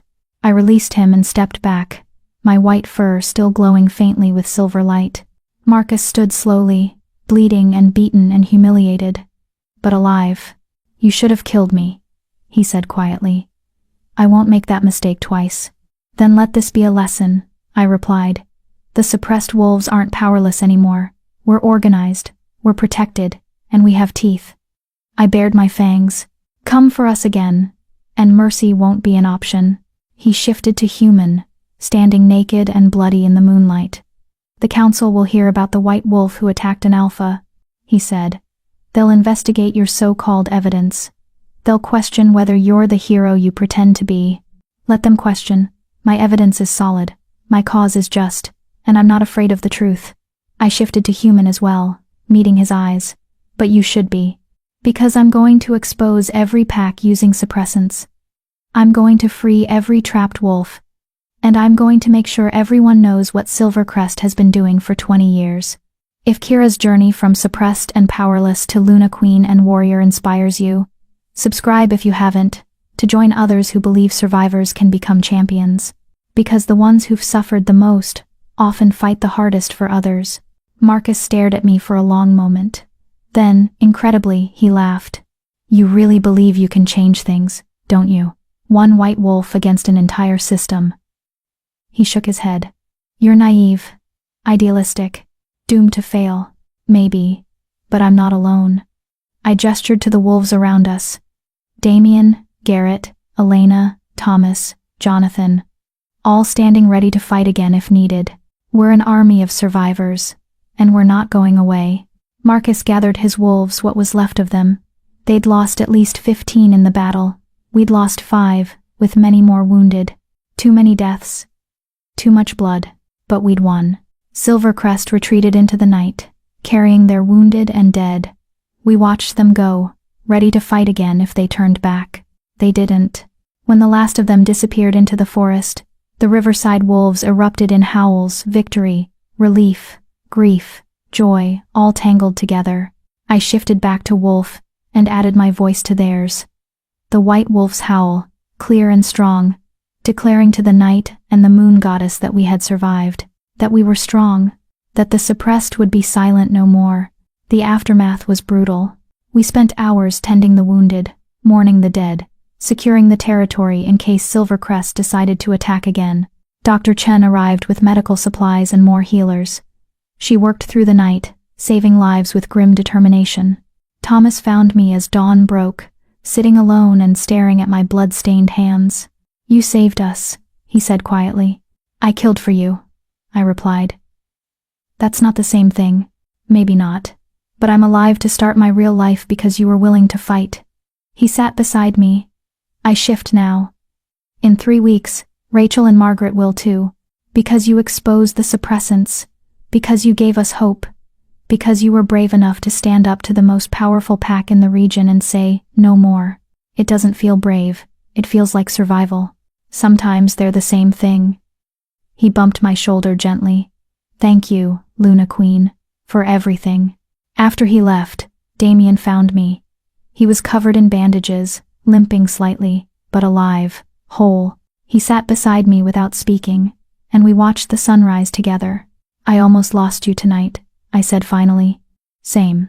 I'm starting to understand why you hate watching me fight. Welcome to the club. It's terrible here." His hand found mine. "But Kira, what you did tonight, that silver light, that power." "I don't know what it was," I interrupted. "It just came.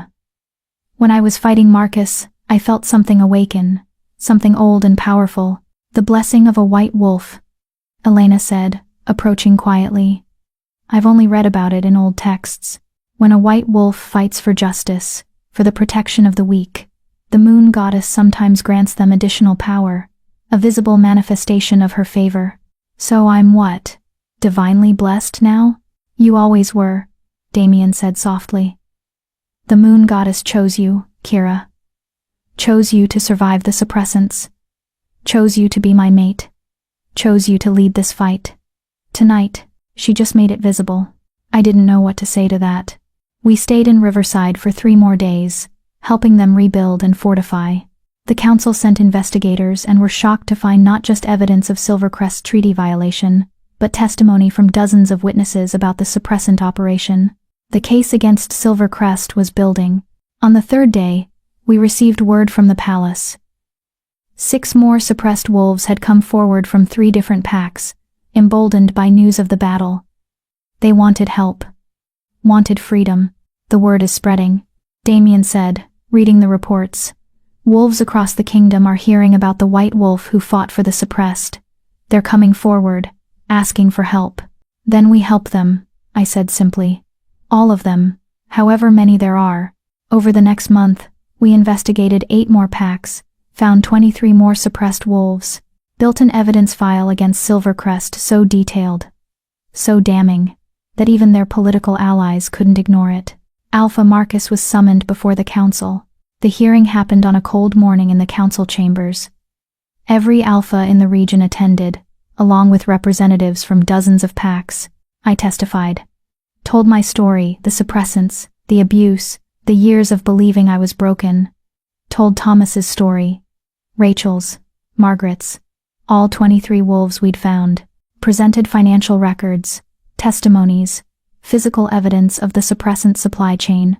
By the time I finished, the chamber was silent. "The evidence is overwhelming," Elder Thomas declared. "Alpha Marcus, you stand accused of systematic use of illegal suppressants, conspiracy to commit pack absorption through fraud, and attempted murder of the Luna Queen. How do you plead?" Marcus stood tall, defiant. "The weak have always been controlled by the strong. That's nature, that's survival." I make no apology for ensuring my pack's prosperity. You destroyed innocent lives, I said, standing to face him. You stole wolves from children. You built your empire on the suffering of those who couldn't fight back. That's not strength, Alpha Marcus. That's cowardice. His eyes flashed with rage. You self-righteous. Enough. Damien's voice cut through the chamber like a blade. The Alpha King has heard sufficient evidence. Alpha Marcus, you are hereby stripped of your rank and territory. Silver Crest Pack will be dissolved and absorbed into neighboring packs under council supervision. You and your inner circle are exiled, effective immediately. You can't, the council must vote. The council voted while you were testifying, Elder Thomas said. Unanimous decision. Your crimes are too severe to ignore. He looked at Marcus with something like pity. You built an empire on suffering, Alpha. Now you'll learn what it's like to have nothing. Marcus was dragged from the chamber, screaming threats and curses. His wolves, the ones complicit in his crimes, were exiled with him. The innocent members of Silver Crest Pack were offered placement in other packs, or the chance to form a new pack, under different leadership. It was over. The suppressant operation was dismantled. The wolves we'd found were in treatment. Justice, messy and imperfect, had been served. I thought I'd feel triumphant. Instead, I just felt tired. 2 weeks later, the council passed the Suppressant Prevention Act. Mandatory testing, harsh penalties for use, protection for suppressed wolves who came forward. The law was nicknamed the White Wolf Law. I stood before the council as they announced it, wearing my Luna Queen crown and formal robes, and felt the weight of what we'd accomplished. You changed the kingdom, Elder Thomas said after the ceremony. In less than 2 months as Luna Queen, you've done what others couldn't do in decades. You should be proud. I'm grateful, I corrected. Grateful I survived. Grateful I had help. Grateful those wolves will have better lives now. Humility is an admirable quality in a leader. He smiled. But Kira, don't forget to take pride in your accomplishments. You earned this victory. Maybe I had. Maybe we all had, every wolf who'd suffered, survived, and chosen to fight back. That evening, Damien found me in the garden, staring at the moonflowers. Thinking about anything in particular? He asked, wrapping his arms around me from behind. About the girl I was 2 months ago. Banned from a mating ceremony. Convinced she was worthless. Alone. I leaned back against him. I wonder what she'd think if she could see me now. She'd probably think she's dreaming. Probably. I turned in his arms to face him. Thank you, for finding me that night. For seeing me when everyone else just looked through me. Thank you for being brave enough to be seen. His lips brushed mine. I have something for you. He pulled a small box from his pocket. Inside was a silver pendant, a wolf, howling at the moon, cast in white gold. For the white wolf who changed everything, he said softly. Who fought for the voiceless, who showed the kingdom what real strength looks like. I let him fasten it around my neck, the pendant settling over my heart. I love you, I said. The words came easily now. I love you, he replied. My mate, my Luna Queen, my impossible, stubborn, magnificent white wolf.